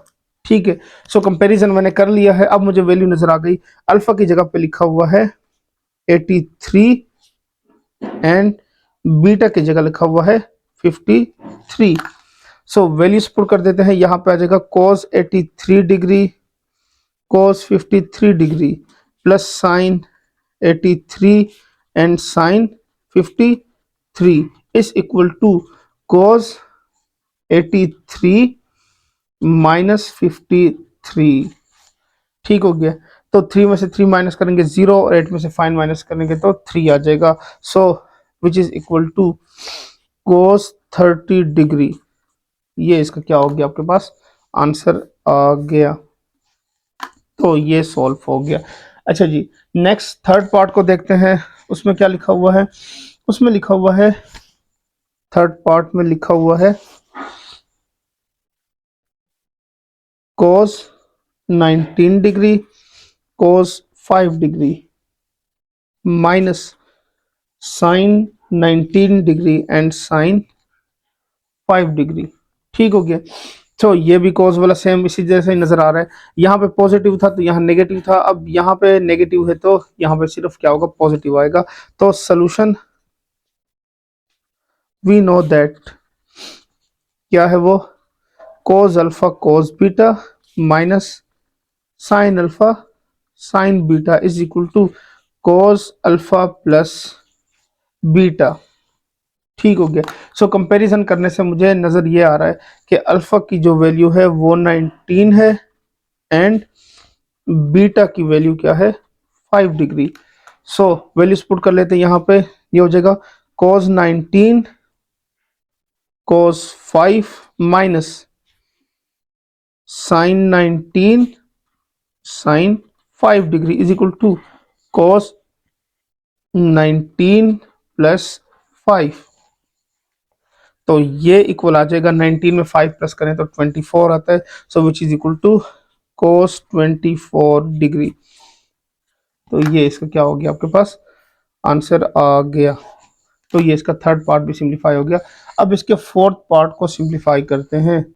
So fourth part में इसके लिखे हुए sine 40 cos 15 minus cos 40 sine 15। ठीक है, तो सोल्यूशन ये मुझे नजर आ रहा है, sine alpha cos beta minus cos alpha sine beta is equal to sine alpha minus beta, वो वाला फॉर्मूला लिखा हुआ है। सो यहाँ पे मैं लिखूंगा वी नो दैट, सेम क्या है वो, कि ये इक्वल है sine alpha cos beta minus cos alpha sine beta is equal to sine alpha minus beta. ठीक है, सो कंपैरिजन करने से मुझे पता चला है कि अल्फा की वैल्यू 40 है और बीटा की वैल्यू क्या है, 15 डिग्री है। सो यहाँ पे वैल्यूज पुट कर लेते हैं, इसमें ये हो जाएगा sine 40 cos 15 minus cos 40 sin 15 is equal to sine 40 degree minus 15 degree. तो 40 में से 15 माइनस करें तो क्या आता है आपके पास, साइन 25 डिग्री। ठीक है, ये इसका क्या हो गया, आंसर आ गया। तो इसको हम क्लोज कर लेते हैं। ठीक है, ये इसका फोर्थ पार्ट सॉल्व हो गया। अच्छा जी, फिफ्थ पार्ट की बारी है, तो उसमें टेंजेंट गिवन है। गिवन क्या है, वो लिखा हुआ है कि ten 20 degree plus ten 32 degree divided by 1 minus ten 20 और टेन 32 डिग्री। ये क्वेश्चन गिवन है। सेम अब पहले फार्मूला लिख रहे हैं, देखें ऊपर पॉजिटिव साइन आया है तो इसका मतलब यह हुआ कि टेन पॉजिटिव वाला फार्मूला है, यानी सोल्यूशन क्या लिखेंगे, we know that tan alpha plus tan beta divided by 1 minus tan alpha tan beta is equal to tan alpha plus beta. तो इससे मुझे कंपैरिजन करके पता चला है कि अल्फा की जगह पर लिखा हुआ है 20 एंड बीटा की जगह पे क्या लिखा हुआ है 32 लिखा हुआ है। सो यहाँ पे वैल्यू पुट कर देते हैं, ये हो जाएगा tan 20 degree plus tan 32 degree divided by 1 minus tan 20 and tan 32 is equal to, so ये हो जाएगा tan 20 प्लस 32, तो 30 प्लस 2 50 और 52 आ गया। सो इसका मतलब ये हुआ कि ये इक्वल आ गया tan 52 डिग्री। ये इसका क्या हो गया, आंसर आ गया। इसके लास्ट पार्ट को, क्वेश्चन नंबर 1 के लास्ट पार्ट को सिंप्लीफाई करते हैं। उसमें वैल्यू गिवन है सेम एज इट इज लिखा हुआ है, थोड़ा सा चेंज है tan 35 माइनस tan 12, यहाँ पॉजिटिव और नेगेटिव को बस चेंज है, बाकी एज इट इज ये सारी वैल्यू। अच्छा जी, 1 माइनस tan 35 और tan 12, और इसके अलावा हाँ दूसरा चेंज क्या है, एंगल्स का है कि एंगल्स की वैल्यूज भी चेंज है। एंड यहाँ उससे कोई फर्क नहीं पड़ता है, वैल्यूज कोई भी हो प्लस माइनस ही करनी है। अच्छा जी, तो सोल्यूशन वी नो दैट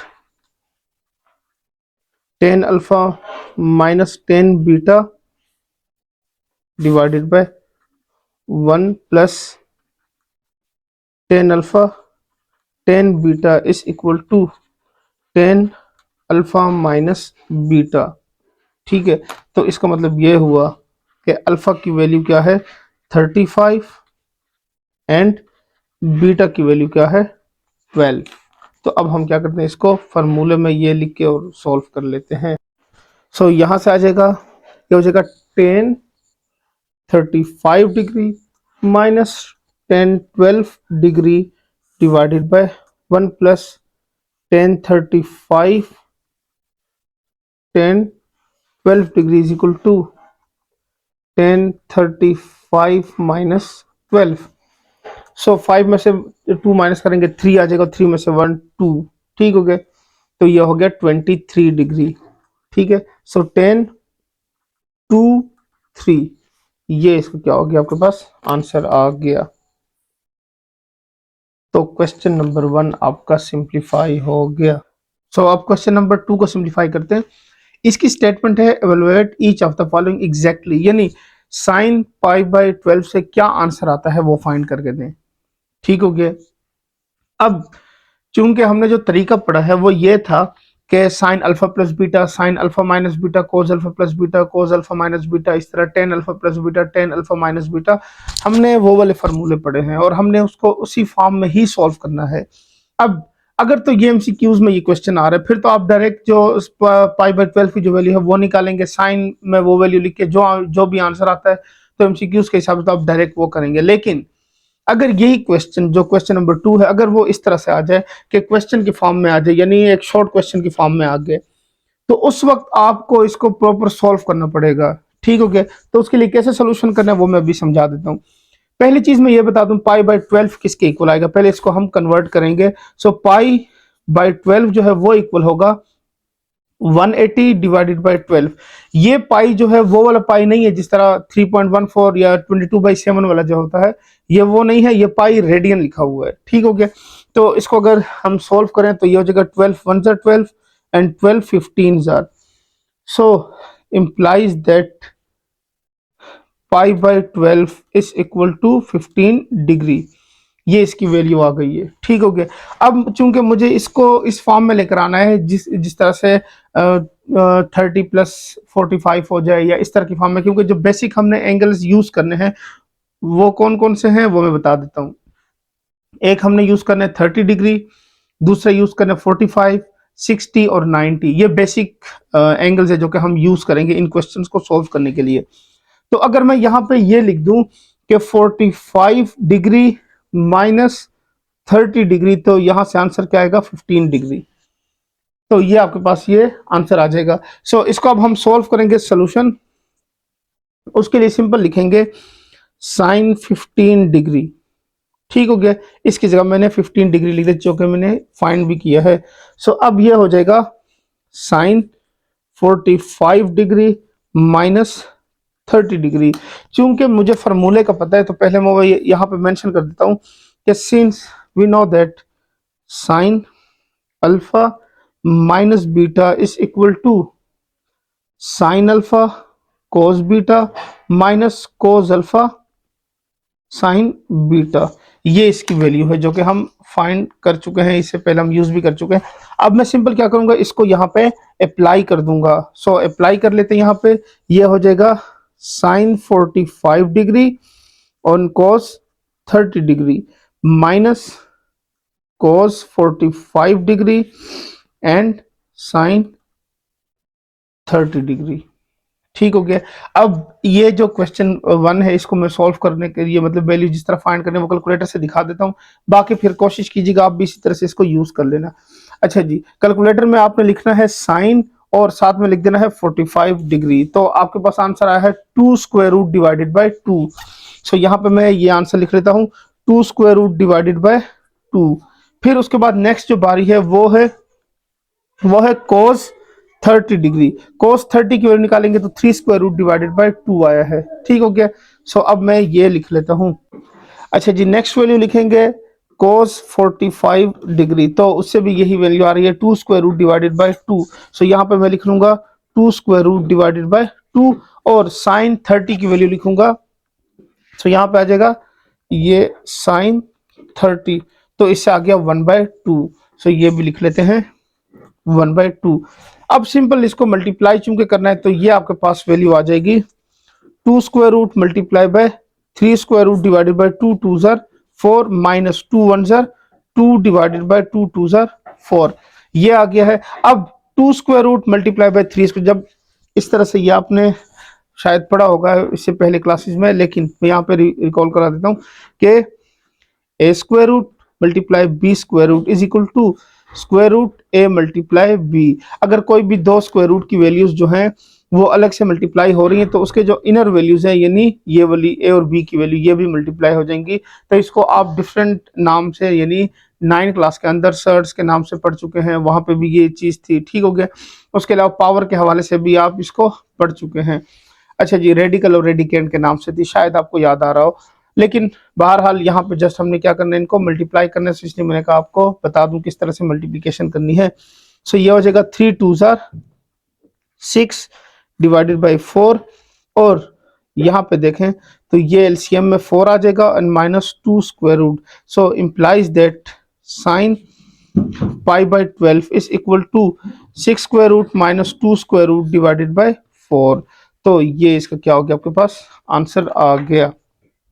अच्छा जी, आपके बुक में जो आंसर आया है वो हो सकता है ये लिखा हो या हो सकता है जो कैलकुलेटर में डायरेक्ट आंसर आ रहा है वो लिखा हो। सो यहाँ पे मैं चेक करा देता हूँ साइन 15 डिग्री। तो यहाँ से जो आंसर आ रहा है वो ये है 6 square root minus 2 square root divided by 4। ठीक हो गया। इसलिए मैं इसको ये लेकर आया हूँ। लेकिन अगर आप इसको किसी और तरीके से सॉल्व कर रहे हैं यानी इसका एक और भी आंसर आ सकता है, वो क्या होगा 3 square root minus 1 divided by 2 multiply 2 square root, इस तरह का भी आंसर आ सकता है। तो दोनों आंसर ठीक हैं लेकिन वो अलग अलग तरीके से फाइंड किए गए हैं, दोनों से सेम वैल्यू आ रही है। सो इसलिए मैं उसी पे जाऊंगा जो आपके बुक का आंसर या कैलकुलेटर से जो डायरेक्ट आ रहा है, तो इसलिए मैं उन्हीं वैल्यूज को यहाँ पे लिखूंगा। क्लियर हो गया। अच्छा जी, अब इसकी नेक्स्ट वैल्यू को फाइंड करते हैं। नेक्स्ट वैल्यू है 1075 डिग्री। सेकेंड पार्ट में लिखा हुआ है 1075 डिग्री। ठीक हो गया। अब ये चूंकि इजी लग रहा है कि 75 पहले से ही सॉल्व है, पाई की फॉर्म में नहीं है, तो इसलिए अब हम इसको देख लेते हैं। ये बेसिकली 75 डिग्री जो है वो आ जाएगा 45 डिग्री प्लस 30 डिग्री। तो 30 प्लस 45 से क्या होगा 75 आ जाएगा। अब मैं यहाँ पे क्या कर लेता हूँ, पहले तो सोल्यूशन इसको कन्वर्ट कर लेता हूँ कि 1045 डिग्री प्लस 30 डिग्री। और चूंकि 10 का फॉर्मूला मुझे पता है, मैं यहाँ पे लिख भी लेता हूँ। वो क्या है 10 alpha plus beta is equal to 10 alpha plus 10 beta divided by 1 minus tan alpha tan beta, ये इनकी वैल्यूज हो गई हैं। ठीक हो गया। तो इस फार्मूले में ये जो वैल्यूज है यहाँ पे लिख लेता हूँ। ये हो जाएगा 1045 plus 1030 divided by 1 minus 1045 and 1030। ठीक है। सो अब मैं इनकी वैल्यूज फाइंड करता हूँ कैलकुलेटर से और फिर इसमें पुट कर देता हूँ। सो यहाँ पे वैल्यू लिखते हैं 1045 से आता है 1 प्लस 1030 डिग्री से आता है 3 square root divided by 3 and divided by यहाँ पे होगा 1 माइनस 45 से 1 and 3 square root divided by 3। अच्छा एक और बात, अक्सर बच्चे क्या करते हैं, इसको यहाँ से कैंसिल कर देते हैं कि ये वैल्यू कैंसिल हो रही है, ये कैंसिल नहीं हो रही। ठीक है ना, तो इसलिए ये काम आपने नहीं करना। खैर ये तो वैसे तीसरी चौथी क्लास में बच्चे इस तरह से काम करते हैं, लेकिन एनी हाउ कभी कभी जल्दबाजी में ये काम हो जाता है, तो इस चीज का थोड़ा सा ख्याल करना है। अच्छा जी, अब इसका एलसीएम ले लेते हैं। सो एलसीएम लेते हैं, यहाँ से हो जाएगा 3 plus 3 square root divided by 3 whole divided by 3 minus 3 square root divided by 3। ठीक हो गया। सो अब इसमें जो वैल्यू कैंसिल हो रही है वो क्या है, 3 और ये 3, ये कैंसिल हो रहा है यहाँ पे। अच्छा जी, सो ये अब इक्वल रह गया 3 plus 3 square root divided by 3 minus 3 square root. अब अगर मैं डायरेक्ट लिखूं तो मेरी नज़र से तो ये भी इसका आंसर ठीक है, लेकिन ये इसका आंसर नहीं है। क्यों नहीं है? क्योंकि हमने पढ़ा हुआ है डिनोमिनेटर में स्क्वायर रूट नहीं आ सकता, तो इसका मतलब हमें इसको रेशनलाइज करना होगा। अब वो किस तरह से करते हैं, यहाँ पे पॉजिटिव साइन है तो इसके यहाँ पे नेगेटिव है ना, तो यहाँ पे मैं कर लेता हूँ 3 plus 3 square root divided by 3 plus 3 square root. ठीक है, मल्टीप्लाई भी कर लिया और डिवाइड भी कर लिया। सो अब ये इक्वल हो जाएगा 3 plus 3 square root whole square divided by 3 plus 3 square root and 3 minus 3 square root. ये आ जाएगा, ऊपर फार्मूला अप्लाई होगा तो ये हो जाएगा A square plus B square plus 2 A B divided by यहाँ से हो जाएगा 3 square minus 3 square root whole square. So यहाँ पे क्या हो रहा है, ये स्क्वायर स्क्वायर रूट से कैंसिल, यहाँ पे ये कैंसिल हो रहा है, तो यहाँ से हो जाएगा 3 3 ज़र 9 प्लस 3 प्लस 3 2 ज़र 6 into square root 3 divided by 3 3 ज़र 9 माइनस 3, ये आ जाएगा। अच्छा जी, 9 प्लस 3 करेंगे तो क्या होगा 12 plus 6 into 3 square root divided by 6। अगर मैं इसमें से 6 कॉमन ले लूं तो ये हो जाएगा 6 कॉमन होके 2 plus 3 square root divided by 6, तो ये 6 और ये 6 भी cancel. So implies that 1075 degree is equal to 2 plus 3 square root. ठीक है, तो ये इसका आपके पास क्या हो गया है, आंसर आ गया है। ठीक है, सो मैं कैलकुलेटर में भी करके दिखा देता हूँ कि यहाँ पे हम डायरेक्ट लिखें 1075 एंड इक्वल टू, तो आपके पास आंसर आ रहा है 2 प्लस 3 स्क्वायर रूट, यही हमने फाइंड किया है। ठीक हो गया। अच्छा जी, अब इसके थर्ड पार्ट को सिंप्लीफाई करते हैं, जो कि लिखा हुआ है 10 105 डिग्री। ठीक हो गया। सो 10 105 डिग्री को फाइंड करते हैं। अब इसको देखें तो ये भी डायरेक्ट एंगल की फॉर्म में, यानी हम इसको डायरेक्ट लिख सकते हैं। तो कैसे लिखेंगे, since 105 degree is equal to 60 plus 45। ठीक हो गया, तो 60 प्लस 40 100 और 5 हो गया। तो सोल्यूशन अगेन क्या होगा, 10 60 प्लस 45 और यहाँ पे मैं इसका फार्मूला भी लिख देता हूँ। ये हो जाएगा 10 alpha plus beta is equal to 10 alpha plus 10 beta divided by 1 minus 10 alpha 10 beta. So value put कर देते हैं, यहाँ से हो जाएगा 10 60 degree plus 10 45 degree divided by 1 minus 10 60 और ये हो जाएगा 10 45 डिग्री। सो इसकी वैल्यू मैं कैलकुलेटर से फाइंड करूंगा। 10 60 से आंसर आता है 3 स्क्वायर रूट। ठीक हो गया। सो इम्प्लाइज दैट ये हो जाएगा 3 square root plus 1 divided by यहाँ से हो जाएगा 1 माइनस 3 स्क्वायर रूट। ठीक हो गया, ये इसकी वैल्यू आ गई है। तो चूंकि ये 3+1 लिखा हुआ है, इसको मैं इसी फॉर्म में लिख लेता हूँ। तो इससे क्या होगा, इससे ये इस फॉर्म में इसको लाने के लिए मैं इसको चेंज कर लेता हूँ थोड़ा सा, ठीक हो गया। अब होगा ये कि इसको लिख लेते हैं 3√+1 डिवाइडेड बाय -3√+1, ये आ जाएगा, ठीक हो गया। अच्छा जी, इसमें एक बात याद रखिएगा यहाँ पे कि जो हम रेशनलाइजेशन करते हैं वो हमेशा स्क्वायर रूट के साथ वाले जो साइन है उसकी फॉर्म में करते हैं, ठीक हो गया। अब ये मैं डायरेक्ट भी लिख सकता कि 1 - 3 स्क्वायर रूट है ना, तो यहाँ पे 1 + 3 स्क्वायर रूट की फॉर्म में डायरेक्ट लिख लेता तो भी हो जाता, लेकिन फिर कंफ्यूजन सी होती कि पता नहीं ये उस तरह से ये उसके साथ मल्टीप्लाई होगा नहीं होगा, तो इसलिए मैंने इसको चेंज किया है। अदरवाइज आप इसको डायरेक्ट भी सोल्व कर सकते हैं इसी फॉर्म में, ठीक है। सो अब रेशनलाइजेशन में क्या होगा, सिंपल ये होगा मल्टीप्लाई बाय, ये हो जाएगा 3√+1 डिवाइडेड बाय 3√+1, ठीक है, सिंपल वही वैल्यू आ गई। अच्छा जी, अब करना क्या है, ये हो जाएगा 3√+1 whole square divided by -3√+1 and 3√+1। तो ये बन गया आपके पास a+b a-b, तो a² - b², सिंपल वही फार्मूला बन गया। और यहाँ पे आ जाएगा a² + b² + 2ab यानी 3 आ जाएगा। अच्छा जी, यहाँ पे करेंगे तो ये हो जाएगा -3² होल स्क्वायर +1²। इस माइनस का इसके साथ कोई ताल्लुक नहीं है, ये ना आप इसके साथ ही लिख दें और इसका फार्मूला ओपन कर लें, सो ये भी मिस्टेक हो सकती है, ये कैंसिल हो गए।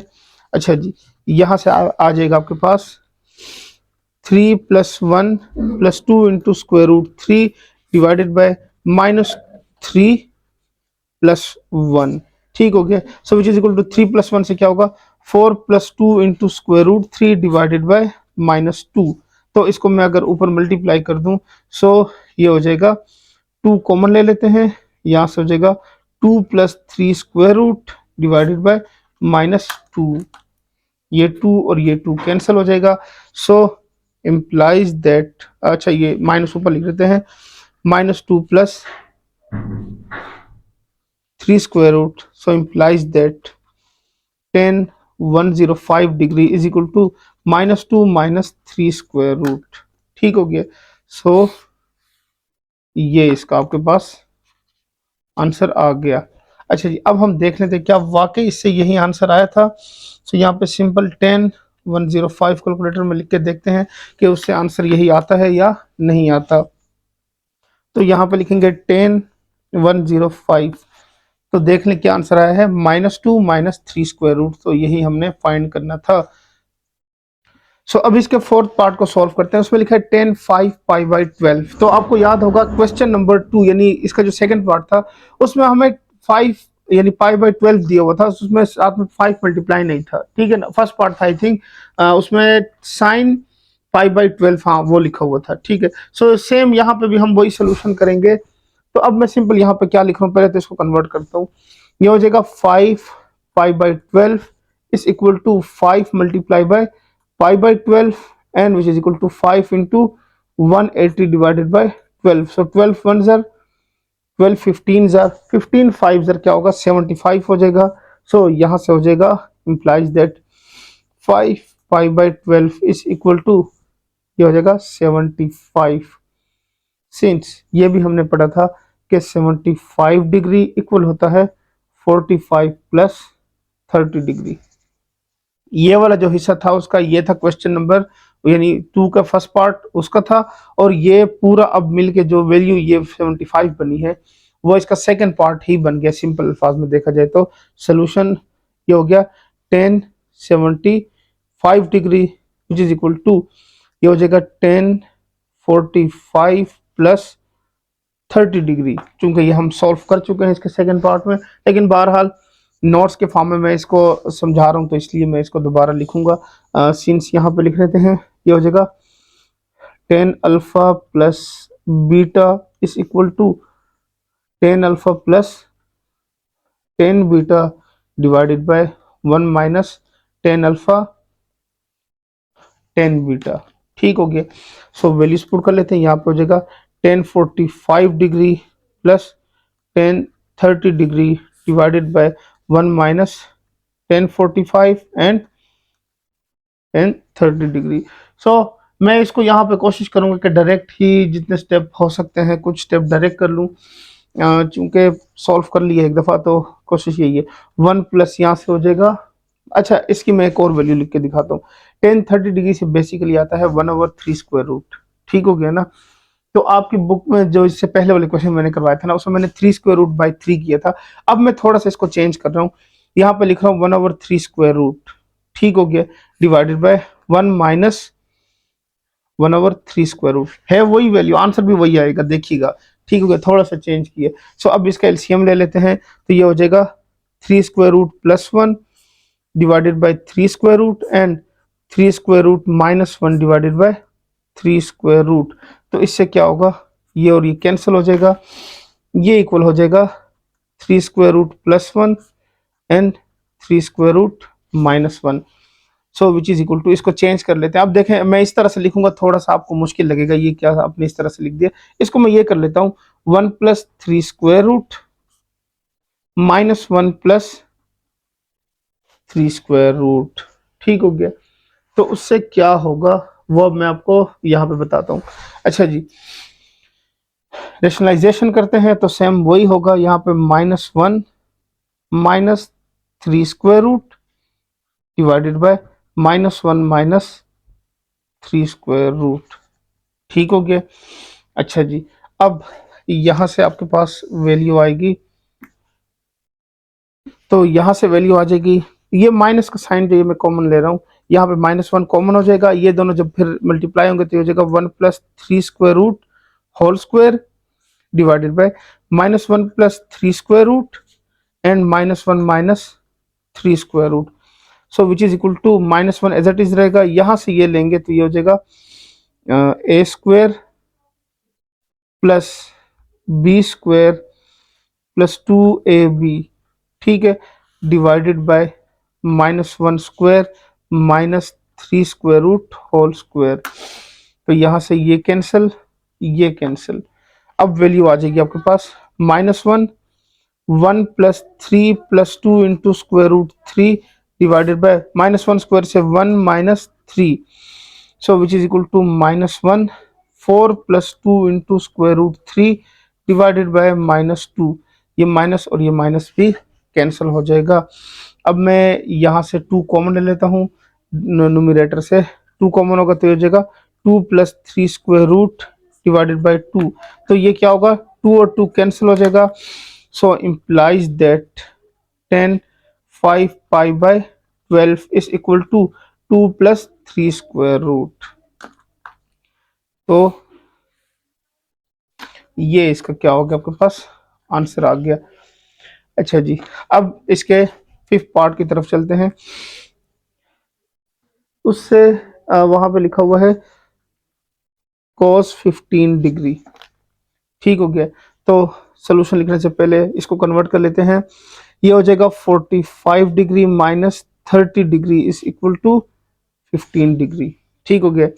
तो सोल्यूशन ये हो जाएगा cos 45 माइनस 30, और cos अल्फा माइनस बीटा का फॉर्मूला पता है। cos अल्फा माइनस बीटा का वो होता है cos alpha cos beta, minus हो तो यहाँ पे प्लस आते हैं, plus sine alpha sine beta.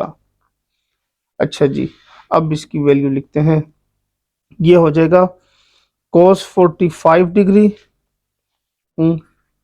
cos 30 degree plus sine 45 degree and sine 30 degree.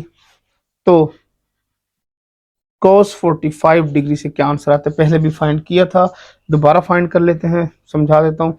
Simple cos 45 लिखेंगे तो 2 स्क्वायर रूट बाय 2 आ जाएगा। तो इसकी जगह आ जाएगा 2 स्क्वायर रूट बाय 2, और उसके अलावा cos 30 की वैल्यू फाइंड कर लेते हैं। तो यहाँ से आपके पास वैल्यू आ जाएगी 3 स्क्वायर रूट बाय 2।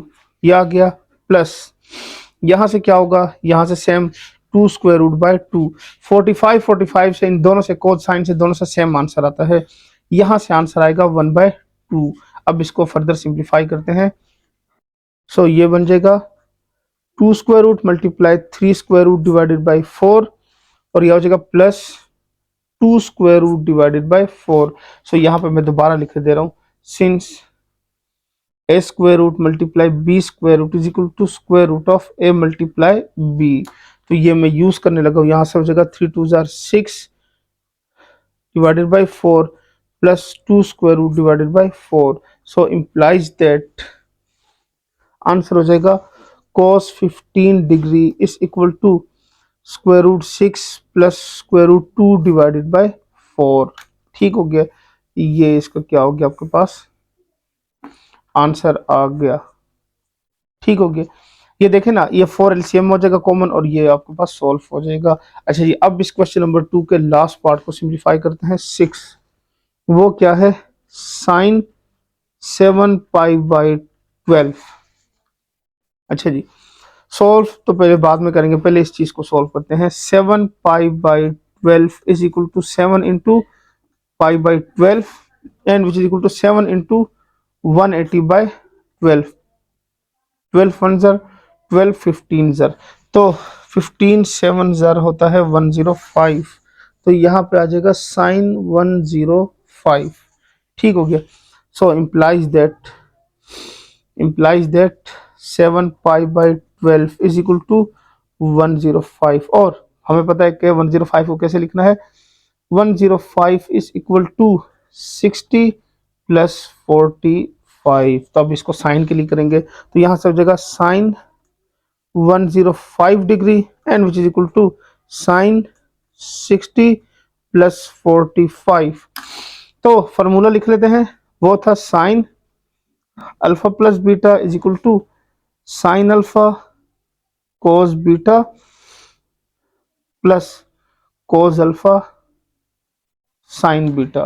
ठीक है, चूंकि ये वाला क्वेश्चन पिछले के साथ ही रिलेटेड लग रहा है, वैल्यूज का थोड़ा सा डिफरेंट है कोस साइन की, तो देखते हैं क्या आता है।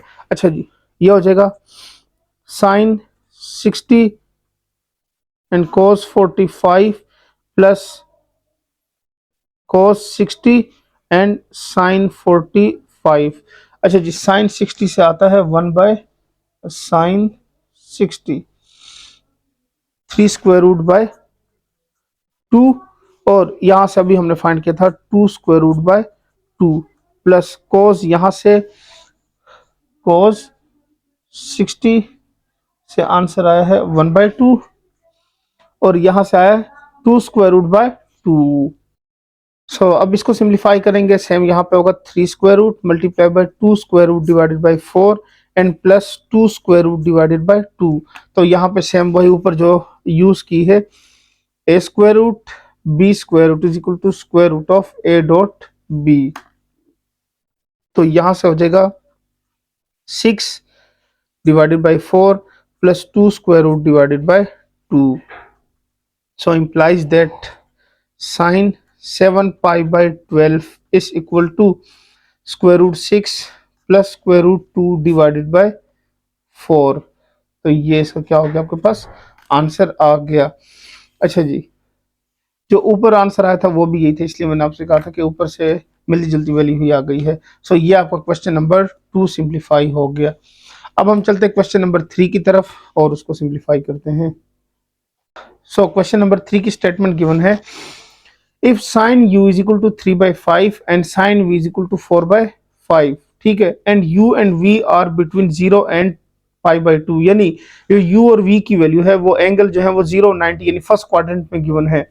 Evaluate each of the following exactly, तो इनकी वैल्यूज फाइंड करें। किसकी वैल्यूज फाइंड करें, 4 पॉइंट्स हमें गिवन है। Number 1 cos u plus v, tan u minus v, sin u minus v and cos u minus v। इसको हमने सॉल्व करना है।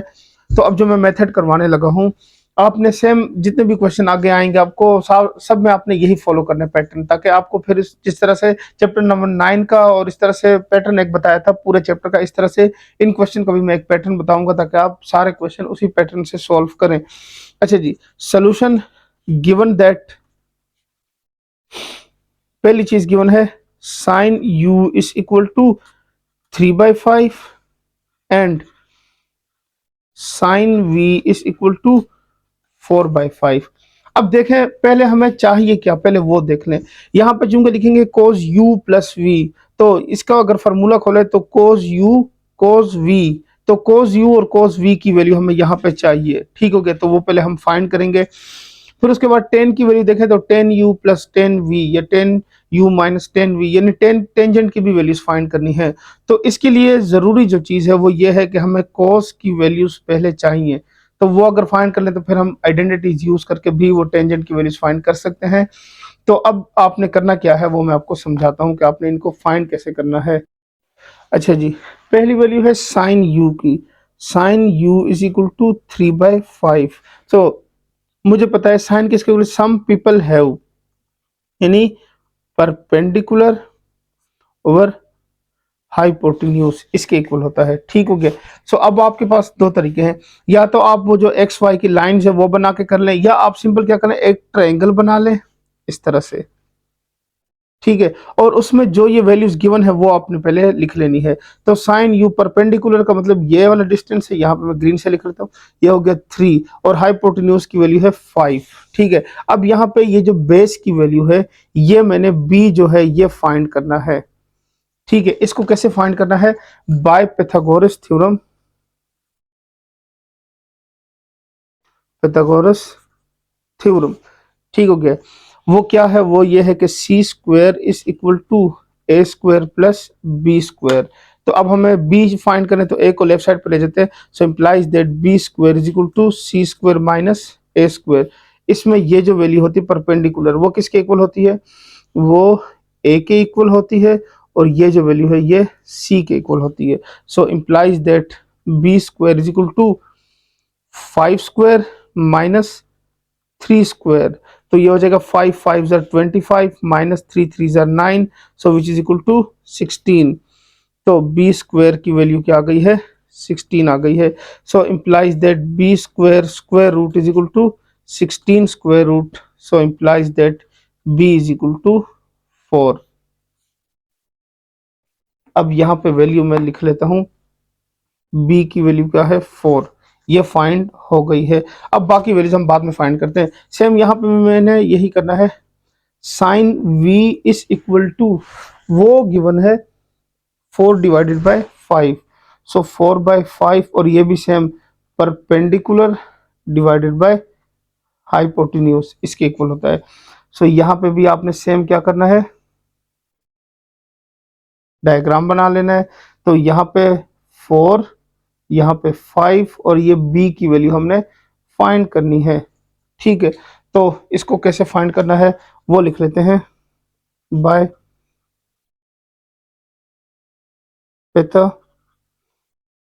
pythagoras theorem. C square is equal to A square plus B square. तो हमने b की value find करनी है, implies that B square is equal to C square minus A square.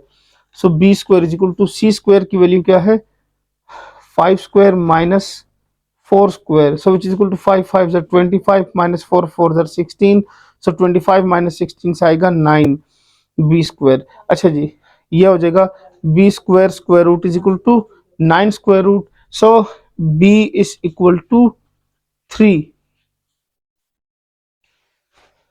यहाँ पे हम लिख लेते हैं b इज इक्वल टू 3, ये फाइंड हो गया है।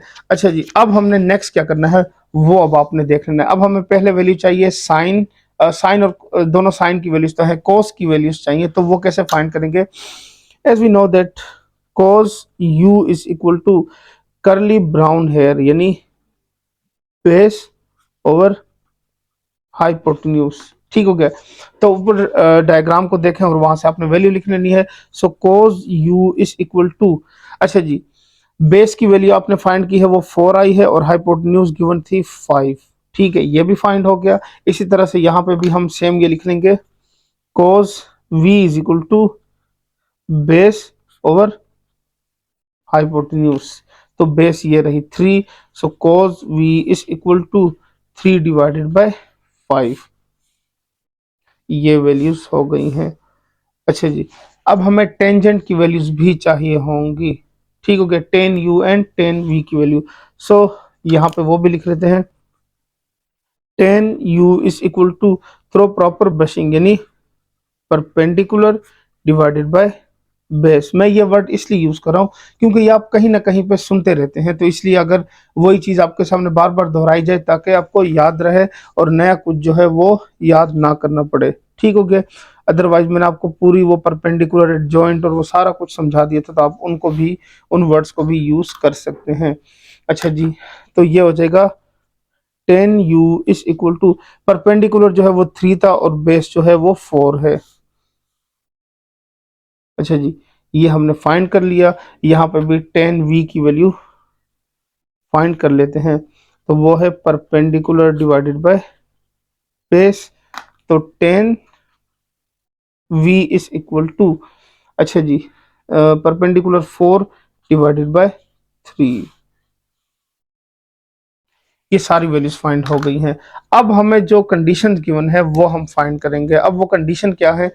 अच्छा जी, फर्स्ट हमने फाइंड करना था cos u plus V, cos u plus V, ये फाइंड करना है। तो कैसे करना है? बहुत इजी है। सोल्यूशन सिंपल लिखना है, cos u plus V is equal to cos u cos v माइनस sin u sin v, ठीक है। सो यहाँ पे हो जाएगा cos u plus V is equal to, cos u की वैल्यू हमने फाइंड की है वो है 4 divided by 5 and cos v की वैल्यू क्या है? 3 डिवाइडेड बाय 5, तो इसकी जगह लिखेंगे 3 divided by 5 minus sine u की वैल्यू गिवन थी 3 डिवाइडेड बाय 5 और साइन v की वैल्यू गिवन थी 4 डिवाइडेड बाय 5, ठीक है। सो 3 4 द 12 divided by 25 and 12 divided by 25, तो 25 माइनस 25 जीरो कैंसिल हो गया। सो अब इसको लिख लेते हैं, फिर इसको सिंप्लीफाई करते हैं। तो ये हो जाएगा cos u plus V is equal to, ये हो जाएगा 4 3 ज़ा 12 divided by 25 minus 12 divided by 25, तो ये दोनों क्या हो गए? कैंसिल हो गए। So cos u plus V is equal to 0, तो ये इसका क्या हो गया? आपके पास आंसर आ गया। अच्छा जी, नेक्स्ट सेकंड जो था वो था टेन यू माइनस वी, ये हो गया टेन यू माइनस वी, ये फाइंड करते हैं। अच्छा जी, सोल्यूशन हो जाएगा tan U minus V is equal to tan U minus tan V divided by 1 plus tan U tan V. अच्छा जी, टेन यू की वैल्यू थी 3/4 और टेन वी की वैल्यू थी 4/3, ठीक हो गया। सो यहाँ पे लिखेंगे 3/4 minus 4/3 divided by 1 plus 3/4 and 4/3। अच्छा जी, अब इसका यहाँ से एलसीएम, या अगर आप इसको कैलकुलेटर में डायरेक्ट लिख लें तो भी आपके पास वैल्यू आ जाएगी 4 3 12, 9 माइनस 16। तो मैं कैलकुलेटर से अगर सॉल्व कर लूँ तो आपके पास वैल्यू आ जाएगी 3/4 एंड माइनस 4/3, तो ये आ रहा है -7/12, ठीक हो गया। इन ऊपर वाले से आ रहा है -7 डिवाइडेड बाय 12 डिवाइडेड बाय, यहाँ से 3 3 के साथ 4 4 के साथ कैंसिल, सो 1 + 1 2, ठीक है। ये 12 जो है ये नीचे डिनोमिनेटर में आके क्या हो जाएगा? साथ में मल्टीप्लाई हो जाएगा। सो ये हो जाएगा -7 divided by 2 multiply by 12, so implies that 10 u minus V is equal to -7 divided by 24, ठीक है। तो ये इसका क्या हो गया? आपके पास आंसर आ गया। ये इसकी सेकंड वैल्यू भी फाइंड हो गई है। अच्छा जी, थर्ड वैल्यू को फाइंड करते हैं। थर्ड वैल्यू क्या गिवन थी? Sine u minus V, sine u minus we.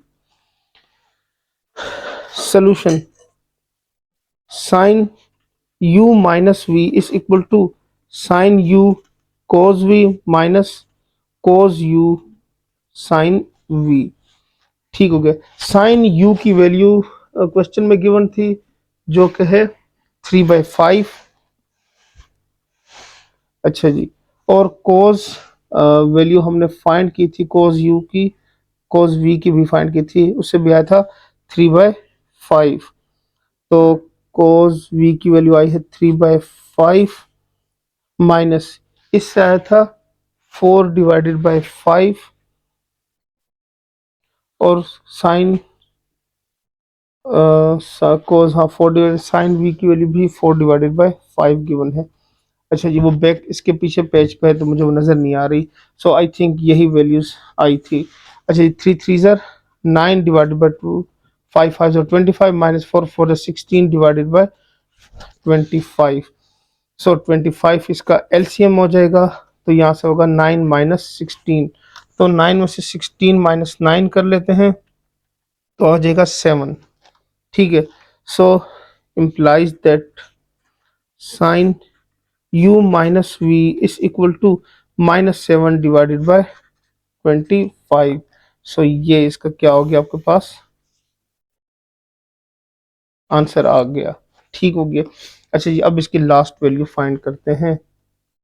सो इसका लास्ट पार्ट सॉल्व करते हैं। Cos u minus V, solution cos u minus V is equal to, अच्छा जी ये हो जाएगा cos V minus sine u sine V. So cos U की value हमने फाइंड की थी, वो लिख लेते हैं, वो है 4/5। और कोस वी की वैल्यू हमने फाइंड की थी, वो थी 3/5 माइनस साइन यू की वैल्यू गिवन है 3/5। और हाँ, नेगेटिव हो तो यहाँ पॉजिटिव आता है, तो ये ज़रा देख लें। ठीक है। कोस यू माइनस वी आएगा तो कोस वी, नेगेटिव हो तो यहाँ पॉजिटिव आता है, और ये हो जाएगा 4/5। अच्छा जी, 4 3 12/25 प्लस 4 3 12/25, तो ये हो जाएगा 25 LCM, 12 plus 12। So implies that cos U minus V is equal to 24/25। So ये इसका आपके पास क्या है, आंसर आ गया है। उम्मीद करता हूँ आपने इसकी थ्योरी को समझ लिया होगा, और ये जो क्वेश्चन है ये भी समझ आ गए होंगे। तो यहाँ पे लेक्चर जो है वो मैं एंड कर रहा हूँ, क्योंकि काफ़ी लेंथी हो गया है। इसके जो बाकी पार्ट्स हैं, जितने भी क्वेश्चन के पार्ट्स हैं 3 4 5 यानी 4 5 6 7 8 10 12 तक जितने भी क्वेश्चन है, वो सारे इंशाल्लाह मैं नेक्स्ट लेक्चर में अपलोड कर दूंगा। और इंशाल्लाह उम्मीद है कल परसों तक, कल ये वाला लेक्चर आएगा तो 2 दिन के बाद इंशाल्लाह वो भी अपलोड हो जाएगा। ठीक हो गया। यहाँ पे मैं लेक्चर को एंड करने लगा हूँ। अगर किसी चीज़ में प्रॉब्लम हो या कंफ्यूजन हो तो आप मुझसे कमेंट करके पूछ सकते हैं। और दूसरी बात, चैनल को लाजमी लाइक कीजिएगा और सब्सक्राइब कीजिएगा, ताकि मेरे आने वाली हर वीडियो आपको पहले मिल सके। आज के लेक्चर में इतना ही, मिलते हैं नेक्स्ट लेक्चर में, तब तक के लिए इजाज़त दें। अल्लाह हाफिज़।